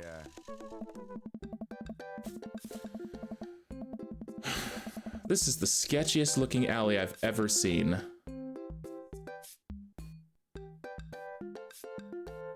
Okay, if it turns out it's the feds, you make a break for it and I'll take the heat. Just promise me that you'll raise Amanda like she was your own. You realize that weed has been legalized in this state, right? I don't know where they are. How am I supposed to know? I definitely knew that. Well, then that's fortunate. hey. But we live in dangerous times. Who knows what lurks in the seedy underbelly of Maple Bay? We could find ourselves on the wrong end of a deal gone bad. Just look out for Amanda. Yeah. I swear. Oh, here's our guy. Coming around the corner of one of those nasty grease dumpsters shrouded in darkness is a lean figure dressed in all black. If it's been legalized, why are you meeting in a dark alley in the middle of the night? Are you still not allowed to distribute it? Because in that case, that's just weird that it's legal but illegal to... I don't know, that's weird. I mean, I think it probably would be illegal to distribute it in this way, maybe. Or to get it this quickly, my guess. This is still sus, though. Excuse me, Mr. Drug... Mr. Drug... Come on, dude. Mr. Drugman? Surprise, the person almost jumps out of their skin. It's Lucien, Damien's son. Who sent you? We're cool, man, we're cool. Says who? For all I know, you could have been with the feds. Actually, weed is Prove you're cool. What? I need to know that you're down, or I bolt. Show him you're not wearing a wire. Impress him with your extensive knowledge of current drug lingo. Cite mutually assured destruction. Okay, well, if I go the impress him route, that's not gonna work. I mean...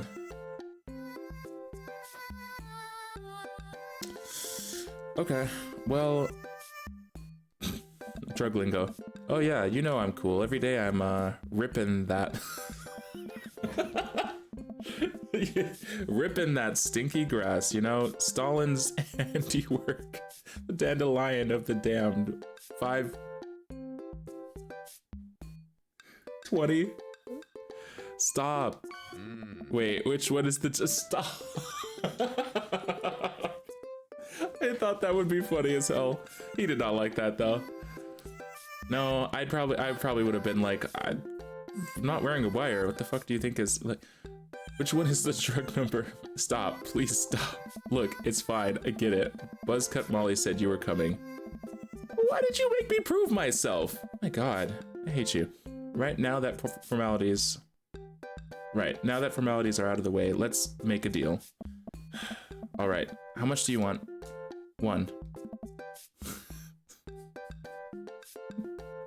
I'll take 1 weed, please. Hey. 1 what? Yeah, Hey. he means weed, Lucien. Yeah, but how much? Oh. 1? Oh my God. Look, here, take this and give me $10. Just don't tell my dad. Let's all forget this ever happened. Oh. I won't tell your dad if you don't. Lucien hands me a baggie of something and disappears down the alleyway. I open it and take a deep sniff. Smells like genuine drugs. Yes, sirree. Oh. That went smoothly. Yeah, we should get off public property before we smoke this. Oh. Great idea. Let's head back to my place, yeah? Ooh. Matt and I walk to our cul-de-sac and stop at a gas station on the way to buy rolling papers and soda. Feel like I'm 16 again. Carmencita's having a sleepover tonight, so that gives us all the time we need to do drugs. Hey. Awesome, let's do some drugs. Matt pulls one of the records out of his bag and puts it on for us. I plop down on a comfy leather couch and look around his place. There are a bunch of band posters, and his record collection takes up an entire wall. Whoa, what a collection. Oh. Been collecting my whole life. It was nice to finally get them all in one place after being on the road for so much of my life. I had to ask my parents to hold on to them for me. Matt sits down next to me, and we lay the marijuana drugs out on the coffee table. Do you want to do the honors? Please, it's your house. Hey. If you say so. Huh? Matt pulls out some rolling paper, sprinkles some of the beatnik tobacco onto a piece of paper. He starts rolling it back and forth, and the paper breaks almost immediately, spilling drugs all over the couch. Oh. Never was too good at this. Yeah, sounds great. Matt tries again, and he is able to successfully roll a nice-looking weed cigarette.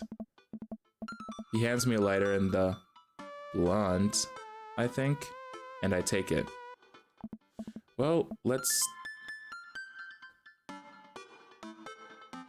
smoke some of that gateway drug. Rip that Gulfway fairway? I don't even know what's being said in the first one or the third one. I guess. I don't know if that's what people call it. I light the joint and inhale deeply. This is not what I remembered. It's been a while though. Maybe pot drugs have just gotten more potent since the last time I smoked? I pass the joint to Matt and cough a little bit. Should it sting this much, or am I just a baby? What? Matt takes a hit and his eyes go wide. That's not weed. Oh god. Hey. Did we develop a taste for meth? No, it's... Matt takes another hit and winces. Oh. Yeah, this is oregano.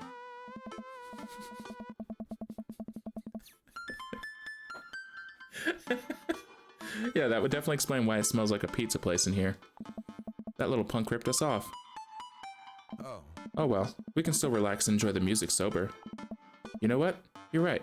Hey, yeah. We sit and listen through the Diet Sig album that Matt bought, which is catchy as hell. I look around the room again and see photos of Carmencita growing up. I spot a young woman with a huge smile on one of the pictures with the two. Who's that? Oh. Oh, that's Rosa. She was Carmencita's mother. She died when Carmencita was young. Oh, I'm sorry to hear that. Amanda lost Alex at a young age, too. Alex? Is that his name? It's the first time you've said the name. I can understand how hard that must have been. I look around again, spotting a framed gig poster hanging on the wall.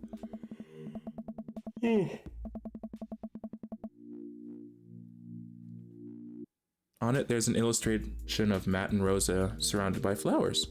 The cursive lettering reads, "Stillness, the dancing." Looks like they played the Soundgarden over a decade ago.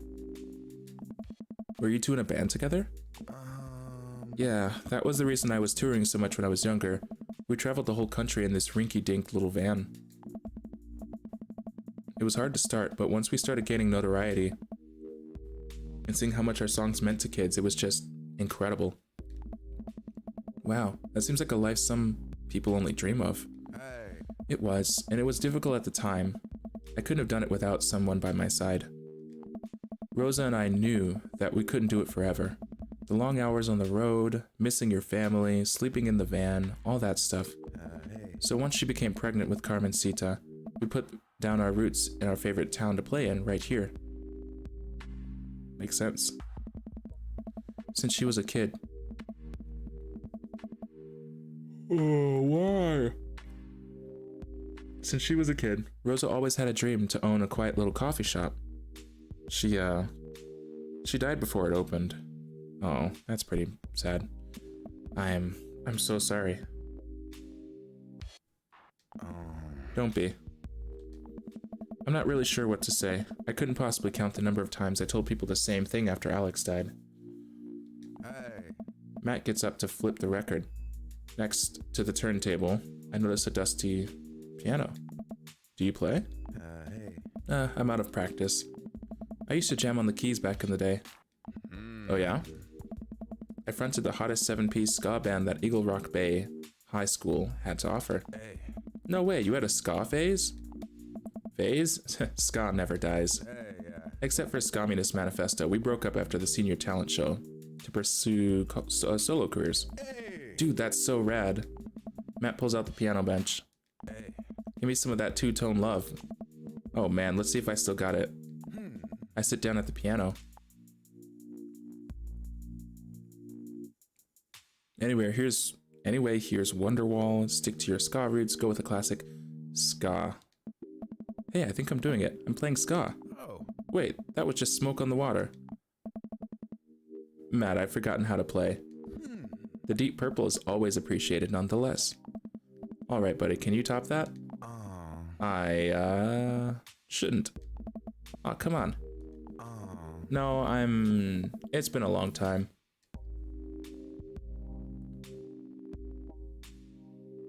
He doesn't seem like the kind of person who likes to be pushed around. Okay, buddy. Sorry to put pressure on you. Hey. I mean, it's not a problem. It was good to watch you get back in touch with the music that flows through you. I learned to play that song when I was 15. Oh. Matt and I sit and listen to more records until it gets late, and I decide that I need to get to bed. Matt walks me to my door. Hey. Let's never tell anyone about the oregano, okay? Deal. Wait, can I tell my doctor? I don't know anything about the health effects of smoking oregano, and I think we'll be fine. Hey. Night, dude. I smile. Night. I don't think that date went very well. I walk inside and the house is dark, save for the silver of light coming from beneath Amanda's door. Why not except for the silver?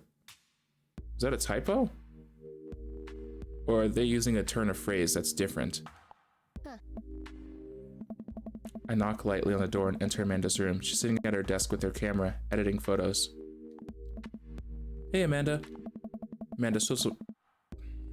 Amanda swivels around in her chair to face me and slumps down. What smells like a pizza parlor in here? What? Nothing. So, what's up? Dad, I'm hungry. Hey, Wait, no. Hi, hungry. hey. No, I'm Dad. Amanda collapses on the floor. I promised myself I'd never let it come to this. Sorry, kiddo, you set it up. I spike it down. You're a monster. Want some spaghetti? Yes, please. Same. Amanda and I boil pasta and heat up sauce in a pan. Well, I boil pasta and heat up sauce in a pan while Amanda watches. Despite my best efforts, I'm not able to set it on fire. Well, that's a good thing, I think. How was record collecting? It was great. Did you know that Matt used to play in a band? No way, was he good? I don't know if the band was good, but he played some piano for me tonight and it was amazing. Alright. He played piano for you? Dude. Yeah, I brought it up that he should play at the open mic night that's happening in his coffee shop, but he got kind of weird about it. Hey, I saw a flyer for that. We should go. It's not too late to start a father-daughter punk band and play a couple tunes there. Yeah, let me break out my glockenspiel. I think I only know hot cross buns, but we can work off of the chord progression. Oh my gosh. Amanda and I have a nice dinner before she goes back to her room to do photography stuff. I end up watching True Life. I'm a house hunter. They're staging an intervention for the house hunter who is crying uncontrollably over the color of the walls. They know they can paint the walls of their house any color they want, right? Matt's song is stuck in my head all night. Okay.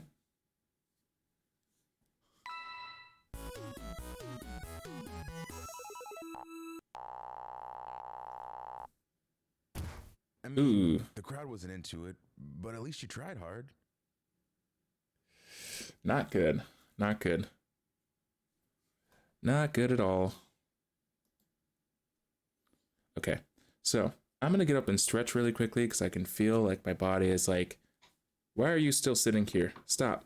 So I'm gonna get up, stretch for a minute. I'm gonna leave it on this screen and I'll be back in like a minute or something, minute or two. Where is it? Get rid of that. Okay, be right back.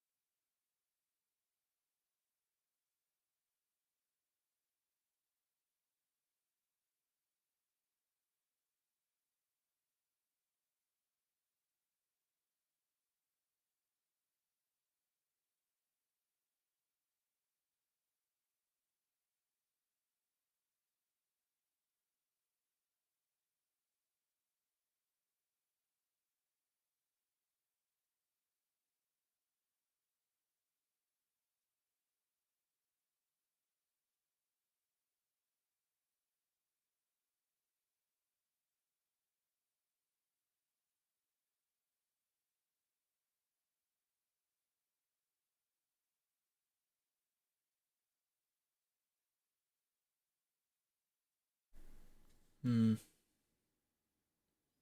to figure out if that lighting is too dark. I don't know.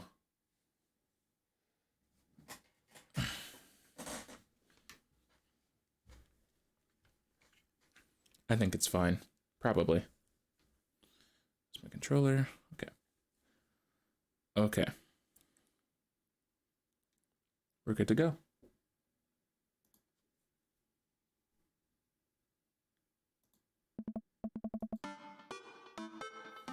Well, it's been a long day. I'm just about ready to pack it in. After a few bites of ice cream from the freezer, I turn off all the lights and walk down the hall to my room. I wonder if Amanda's still awake. That kid needs some sleep. As I pass the room, I can hear a faint sound but can't quite make out what it is. I get a little closer. Is she crying? I knock gently on the door. Hey, Amanda? The crying immediately stops. Not right now. Her voice sounds strained. She sniffles. I need to make sure she's okay. I open the door. Oh, this is sad. In the dark, I can see Amanda's outline in the middle of her bed, knees hugged up against her body. Is everything okay? I don't want to talk about it.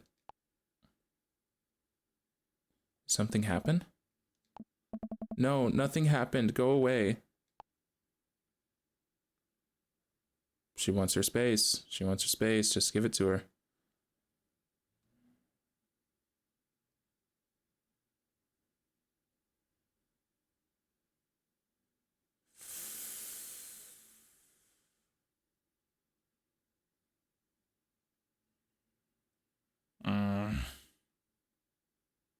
It's kind of rough because I don't know if I should give her space or not at this point. It's the second time I've caught her crying.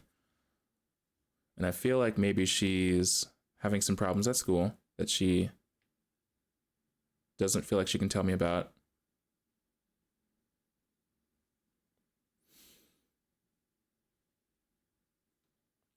Okay. All right, I'll leave you be. I back out of the room and close the door gently behind me. She immediately starts crying again. Man, I'm not the kind of I don't like crying. I really don't. But I feel like I should have. It's not that I don't have the urge. I just feel like it's only respectful to be if someone doesn't want to talk about something to not make them talk about it. Wow, I have no idea what has her so upset. She seemed totally normal. I feel awful just leaving her to cry, but I also get the feeling that if I tried to do anything else, it would only have made her more upset.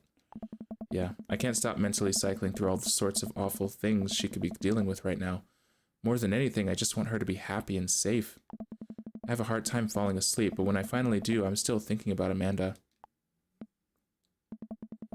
After a long night of very little sleep,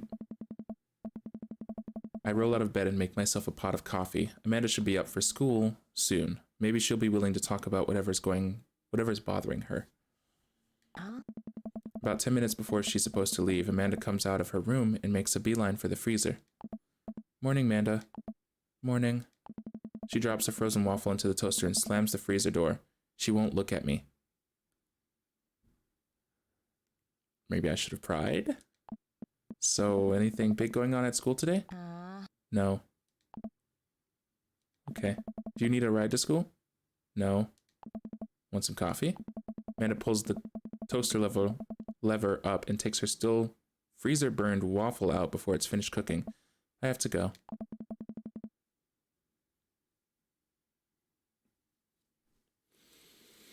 Amanda picks up her bag and storms out. Oh, shit. I haven't seen her act like this in a long time. It's usually short-lived, but it always hurts. Hopefully this blows over and things are back to normal soon. I sit back at the kitchen table and look at a picture of Amanda and I hanging on a wall. In it, I'm teaching her to ride a bike. Her face is a mixture of excitement and pure, unadulterated fear. I remember how determined she was.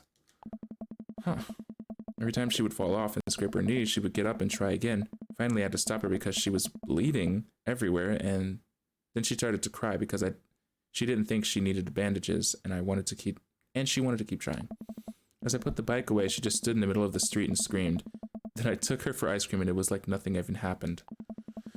After giving it a bit of thought, I decide that if I force her to talk about it, I'm only going to make things worse, but I have an idea. I start rummaging around for ingredients. I hear Amanda walk in the door. Instead of heading for the kitchen like she usually does, she makes a beeline to her room. She's clearly trying to avoid me. Hey, Pumpkin. What? Can you come here for a sec? There's a moment of silence.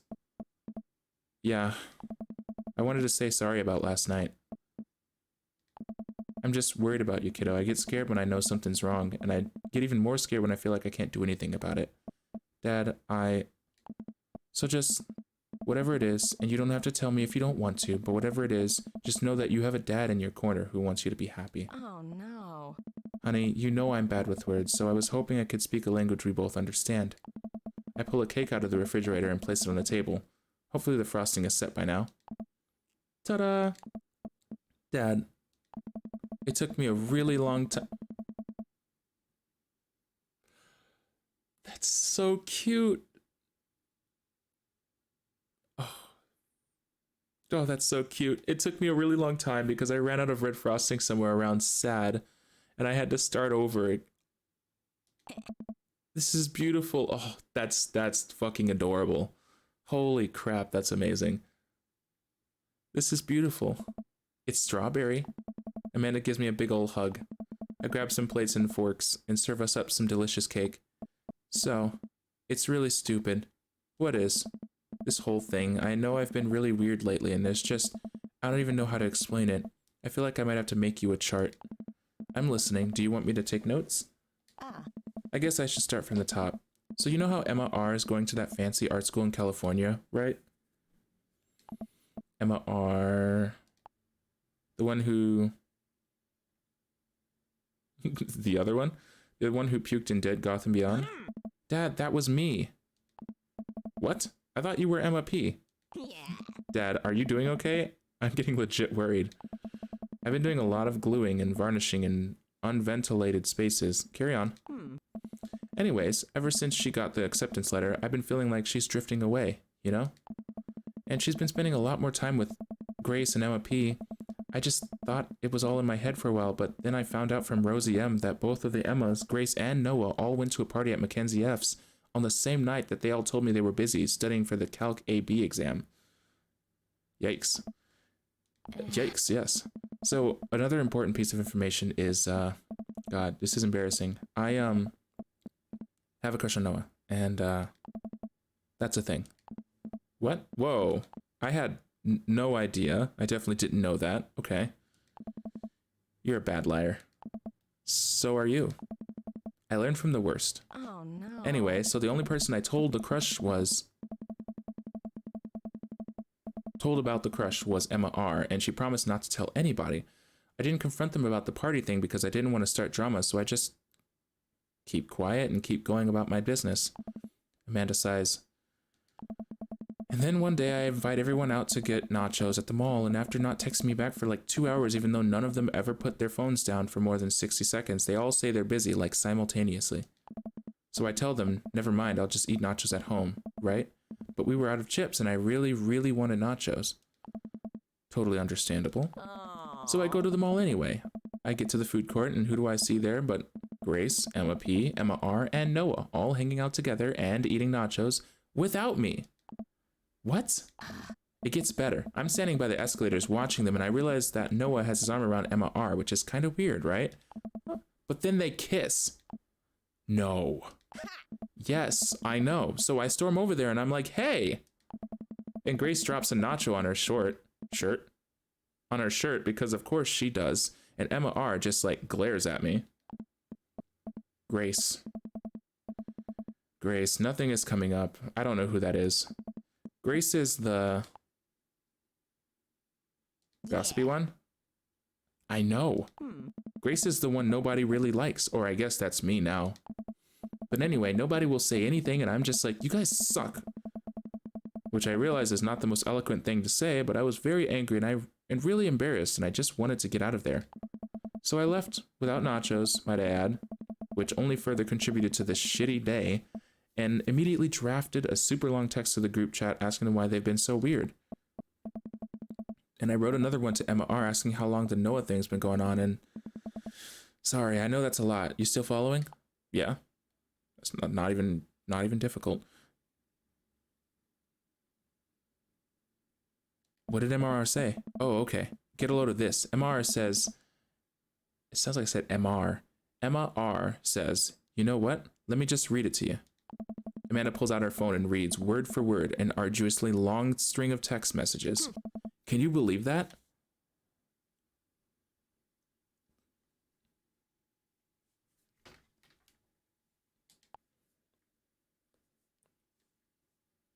Cannot believe that. I care so much about Amanda's social life and mental well-being, but man, do I not understand what she's talking about. This is all beyond me. Why? I wanted to actually hear the response, but I'm trying my hardest to be supportive.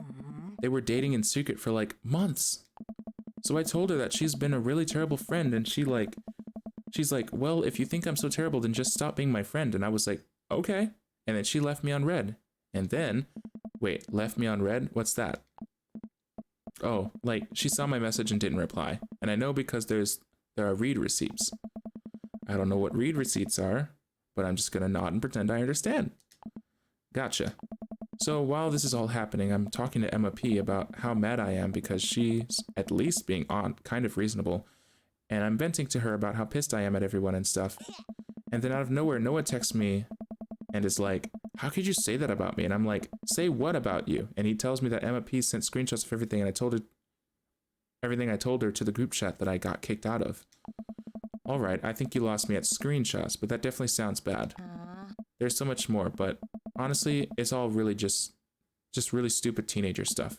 The bottom line is that everybody dropped me, half of my grade hates me, and now I have no friends. Yikes. Amanda, I'm so sorry. I almost expected it from everybody else, but Emma R has been there since Dad died. I can't believe she would just stab me in the back like that. I'm not even that mad that she's dating Noah. I'm just upset that she lied to me about it for so long. Amanda stabs at the remnants of her cake. Okay, I take it back. I'm kind of mad she's dating Noah.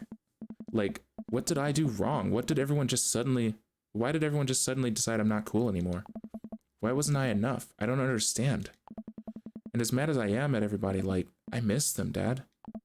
Amanda looks so dejected, I almost can't take it. What could I possibly say to help? Yeah, I wouldn't know what to say either. Anyways, that's it. That's the whole sordid tale. Thanks for listening. Tune in next week for more hot gossip. Wow. I know, it's pretty dumb. It's kinda dumb. Damn. Why would I say that? It's not dumb. No, it's a stupid thing to be upset over. Amanda, your feelings are real. Don't ever be mad at yourself for having feelings. I guess. Unless you've secretly been a robot who's been approximating human feelings this whole time. Dad, if I was a robot, I would have transformed into a monster truck a long time ago. But seriously, I know you probably don't want advice, but I feel like it's my duty as a dad to bestow upon you a few nuggets of fatherly wisdom.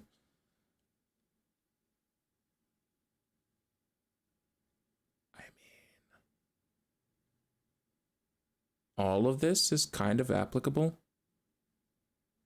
Friendships don't last forever. They change. People change. Real friends generally don't do that. I mean, people don't have to include you in everything they do, but they're going out of their way to exclude her. And then also, high school kind of sucks. It's kind of all true. I think the one that's most relevant is the real friends don't do that. So I'm going to try that. When you get older, you start realizing the sort of people you want to associate yourself with. Do you really want to surround yourself with people who would do something like that to their friend? It takes a lot of work to find and maintain meaningful friendships. It took me a long time to figure that out myself, and I wish I had learned it sooner. If the other person isn't putting the effort in to show you how much they care, it's not worth it. You're not beholden to being their friend. Ultimately, I think this says way more about their character than it does about yours, because you're amazing, and if they can't see that, well, that's their problem.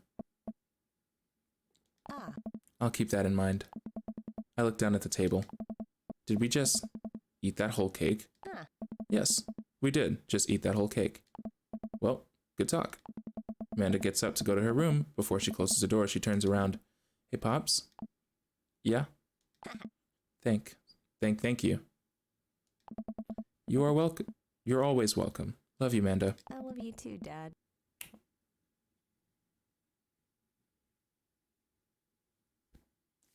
My heart.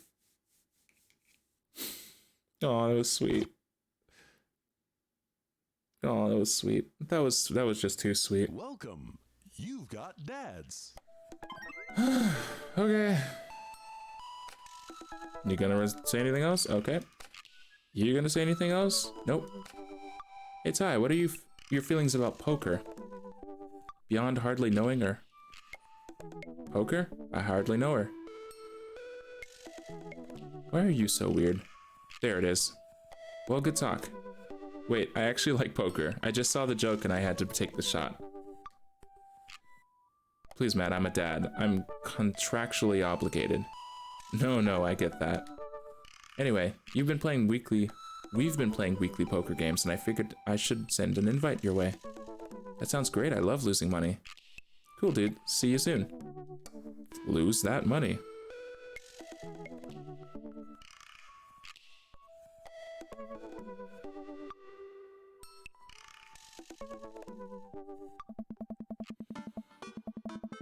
Okay. Matt invited me to a poker night at Joseph's house. I put on my going out coat and walk over. Across the way I spot Matt, who's walking over from his own house. He's got a case of beer under his arm. Crap, I should have brought something. Hey man. Crap, I should have brought something. No worries, man. It's your first time.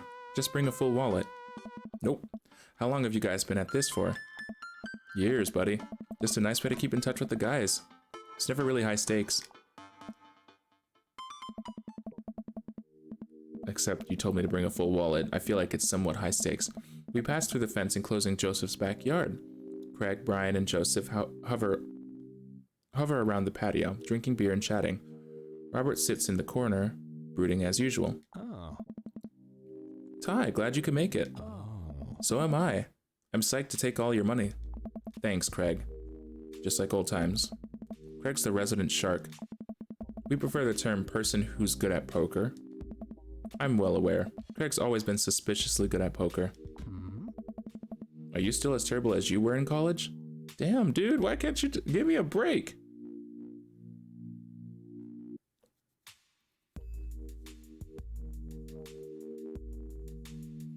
Tell the truth.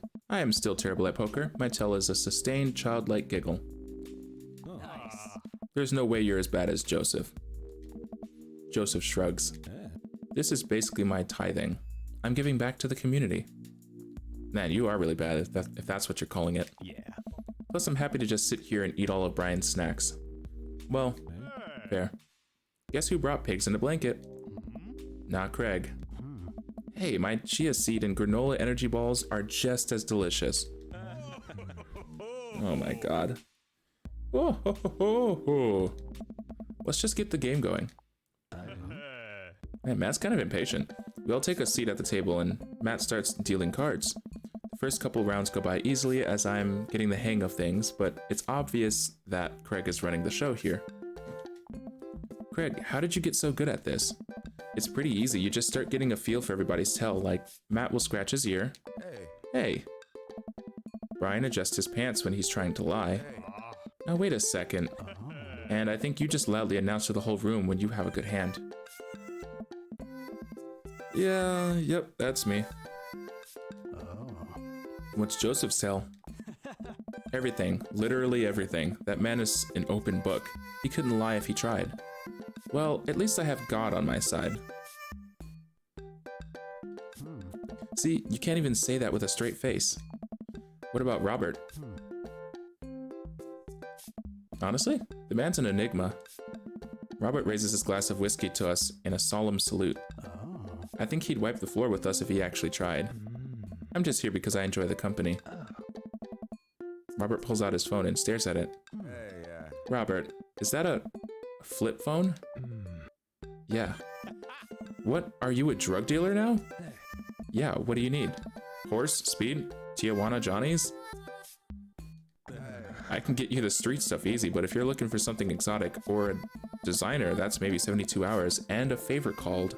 Maybe I won't need you today. Maybe I won't need you tomorrow. But someday.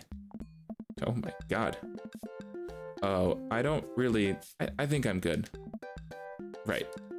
But still, if you got the coin, I got the goods. Oh dear god. I'm glad I didn't go out with Robert. I dropped my phone in the toilet and this is a backup until I can get it replaced under warranty. Everyone murmurs their sympathies. We've all been there. We go back to playing. I really gotta stop eating these pigs in a blanket. Robert's just straight up intimidating. He seems like chill. Just straight up intimidating. We go back to playing. I really gotta stop eating these pigs in a blanket. Pigs in blankets? I don't know. But they're very good. I think there might be cheese in them. Ugh, I didn't know. Reading sucks. I don't know if I got enough to raise you on this round. You can always bet your firstborn. If you think you can handle another one, be my guest. Briar and Hazel are a handful to say the least. Buddy, you think 3 kids is a handful? Try 4. I'm operating at 100% dad capacity at all times. Actually, it's technically 5. Christine saw a commercial for one of those dolls that poop and wouldn't stop asking for it. We ended up getting it for her birthday, but she's so grossed out by the fake baby poop that she makes me change its diapers. So now I'm changing the real baby and the fake baby. Oh god. There's just a lot of poop in my house right now. Daisy got one of those a while back. One night I walked in on her after she had tried to take the doll apart to see how the poop mechanism worked, but then she couldn't put it back together and started crying poop everywhere. This is why punctuation matters. I almost said she started crying poop everywhere. That's not it. She started crying poop everywhere. Fake poop, but still. That reminds me of... Wait, do we all have poop doll stories? Everyone nods in agreement. Guys, I really don't need any more poop in my life than there already is. Can we just get back to the poker and not talk about poop? Matt deals another hand and we quickly forget about the poop. We run out of pigs in blankets, so we switch over to Craig's healthy snack food. It actually isn't terrible. Hey. These kale chips are phenomenal. We should sell these at the coffee shop. It's my own recipe. I'd be happy to give it to you guys. I can see it now. Pierce the kale chips. Hey. Pierce the Veil is a popular post-hardcore screamo band out of San Diego that I actually recognize. We all look at Matt, confused. It's maybe not any of your wheelhouses. How's the shop nowadays? Hey, dude. Busy as ever. I'm toying with the idea of hiring another person to work the counter, but I haven't found a good candidate. If Amanda's looking for a summer gig, let me know. That's really nice of you, but I think she's been burned too badly by coffee shops before. Literally, not figuratively. Matt cocks his head to the side. I'll ask her though. We get down to the final hand of the night, and it's Craig in the lead by a landslide. Joseph has long since lost all of his chips and is taken to tidying up, refusing any help from the rest of us. Brian deals us all cards. So what's it gonna take for Robert to give a damn on this round? Robert looks up from his half-empty glass of whiskey. Do you really want to unleash the beast? Well, now I'm curious. Got a long history of being a gambling man, but I'll only do it if you make it interesting. None of this penny chip nonsense. I got a Lily's 18-year single blend sitting in my closet right now. Was saving it for when River turns 21, but I'm willing to put it up as collateral. Don't bet that. Now you're talking my language. Don't bet that. What are you doing? He throws the keys to his truck on the table. She's seen better days, but she can still pull a tree trunk out of the ground. Nope. Myself and everyone else at the table immediately folds. Deal the cards, Bry Guy. Are you guys sure you wanna... You heard the man. Deal. Brian deals the next round of cards. Craig stares daggers at Robert, who casually sips his whiskey. So I know what you might be thinking. Robert put his old workhorse up for grabs. His only mode of transportation at times in his life. His only home. How could he be so sure of his abilities in gambling? I'll tell you right now, Craig. I wasn't always like this. I was a lot like you. So the creepy music. Smart, talented, cocksure of my own luck. Great biceps, but it didn't last long though. I lost everything in a game of Pai Gao in the back room of a Shenzhen tea house on what I thought was a 3-day business trip. Everything gone. Clothes, money, identification, you name it. I woke up in a ditch near Jiazhu Park and had to make my life new from there. It took me 3 years to beg, borrow, and steal my way back to American soil. And in those 3 years, I saw the greatest depths of human fear, loved deeper than I ever had, and lost it all many more times over. I've seen my own death, Craig. I know how I die. It's not like this.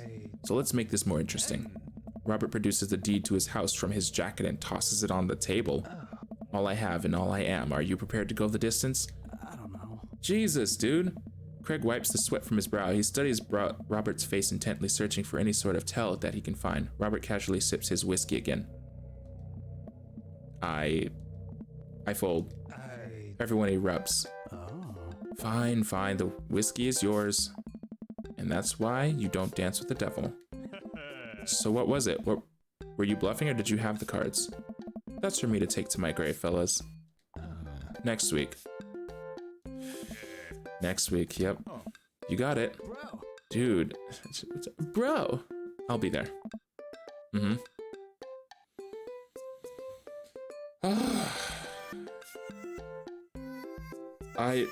I'd be thinking I almost had a heart attack and then saying, sure. Stressful. This has been very relaxing and I sincerely doubt I will wake up in a cold sweat thinking about it tonight. Keep working on that poker face, Ty. I won't. We all say our goodbyes and head our separate ways. My gosh.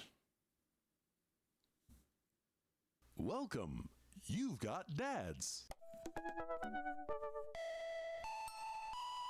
Dun dun dun dun. Anything else? Okay. Let's talk to Matt again.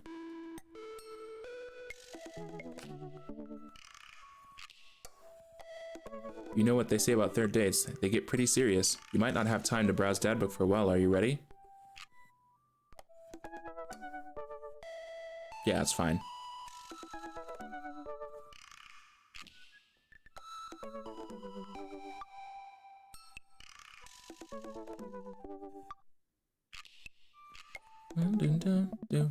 Matt and I have spent a lot of time together lately. After we went record shopping the first time, it sort of became a weekly tradition for us to scope out Vinyl Fantasy 7 for new releases. That's amazing. On quieter days, I'll go to the Coffee Spoon to just hang out with him. He's been trying to get me to branch out from my usual black coffee to try new drinks, and they're always delicious. Since I've been spending so much time with Matt, Carmencita and Amanda have become really close friends. Amanda's taken Carmencita under her wing, teaching her about photography, helping her with homework, and introducing her to music that's not just boy bands. Well, she did end up taking her to one of those scream, cry, dancing boy concerts so Matt wouldn't have to go. Truly heroic move. I can tell that Carmencita really looks up to her a lot, so it's great that Amanda's trying to be a good mentor. The open mic night is tonight. Amanda and I busy ourselves getting ready. I try to pick out a nicer outfit than usual and pace around the room. A bunch of really cool bands are going to be playing and I'm excited to see them. I haven't been to a show since the first time Matt and I hung out. It's weird. Ever since Matt played piano for me that one time, I've never been able to convince him to do it again. He's told me that he also plays guitar, drums, and even the trumpet. He still won't play any of them. For someone so passionate about music, it's strange that he doesn't want to actually play it. You ready to go, Amanda? You ready to go, Pops? Amanda says. I can hear Amanda in the hallway as she approaches my room. Yep. Amanda pops her head in and looks over me. She pinches the bridge of her nose. Dad, we talked about this. What? The sandals, they're older than I am. Vintage, some would argue. I thought you threw them out. Amanda, since when did you enroll in the Fashion Police Academy? I got kicked out because I was a loose cannon who didn't play by the rules. For example, you're not allowed mix floral, but you totally can if you have a good eye for color. You're out of your jurisdiction, rookie. Amanda guards the door until I pick out a better outfit. Stop. Those sandals are going directly into the evidence locker. What's the... It's the trash. Okay. I'd probably say fine. I reluctantly walk over to the trash in the kitchen. These sandals, we've been through a lot together. I should say a few words. You carried me when no one else could, Sandals. I don't know who I am without you, and thank you for your service. You know, there's that old story about the footprints in the sand. And when there was only one pair of footprints, that's when, I was wearing you. Come on, Dad, we gotta go. I've never seen the coffee spoon so packed. I spot familiar faces from the pup concert, all sipping on their caffeinated beverages of choice. A couple of people are setting up on stage. I don't see Matt, but I'm sure he's busy in the back. Amanda and Carmen seem to find each other immediately and do their secret handshake. Some complicated clapping with their hands, and then a big hug. Ty! I turn to see Hugo sitting at a table with none other than Damien. Fancy seeing you two here. I am, as you know, a dedicated patron of the arts. Hey. It's a bit of a... Why is his voice so, like, weirdly echoey? Hey! It's a bit of a tradition between Damien and I, now. Matt's open mic nights always seem to bring out the best talent in town. Sometimes. Sometimes it gets a bit odd, even for my admittedly eclectic tastes. You guys seen Matt around? Oh. Yeah, he was just helping that Pablo kid get some equipment out of his van. Whoa, Vacant Veil is playing a set? What? It's, Witch House. Damien's ears perk. What is that? I don't know. Well, it sounds delightful. Amanda says it isn't. Shame. Alright, I'm gonna go find Matt and see if he needs any help.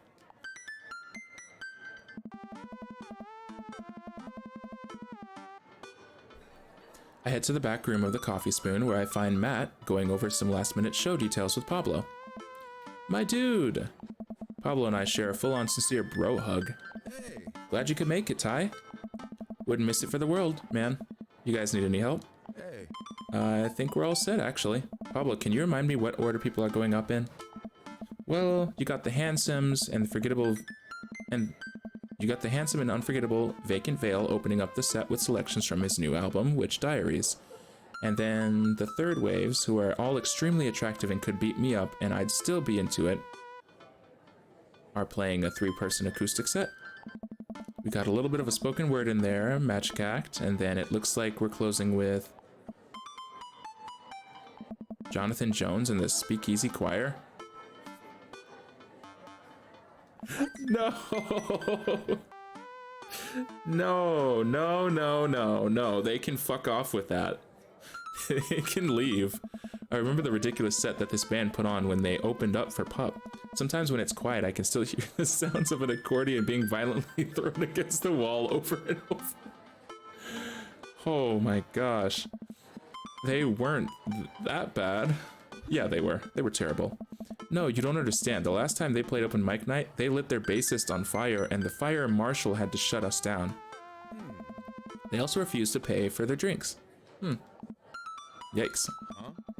They're not playing tonight. Well, they're outside, all 17 of them. Hey. Tell them we're full. Then who's filling their spot?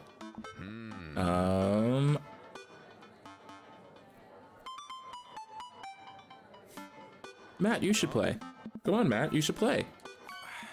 I mean, I don't know. If No, I can't. I really can't. I'll play. What are you doing? Hey. What? What would you even do? Stop talking, close your mouth. The Scommunist Manifesto is making a comeback solo show. I thought you didn't know how to play anymore. You don't know how to play anything anymore. Ska comes to...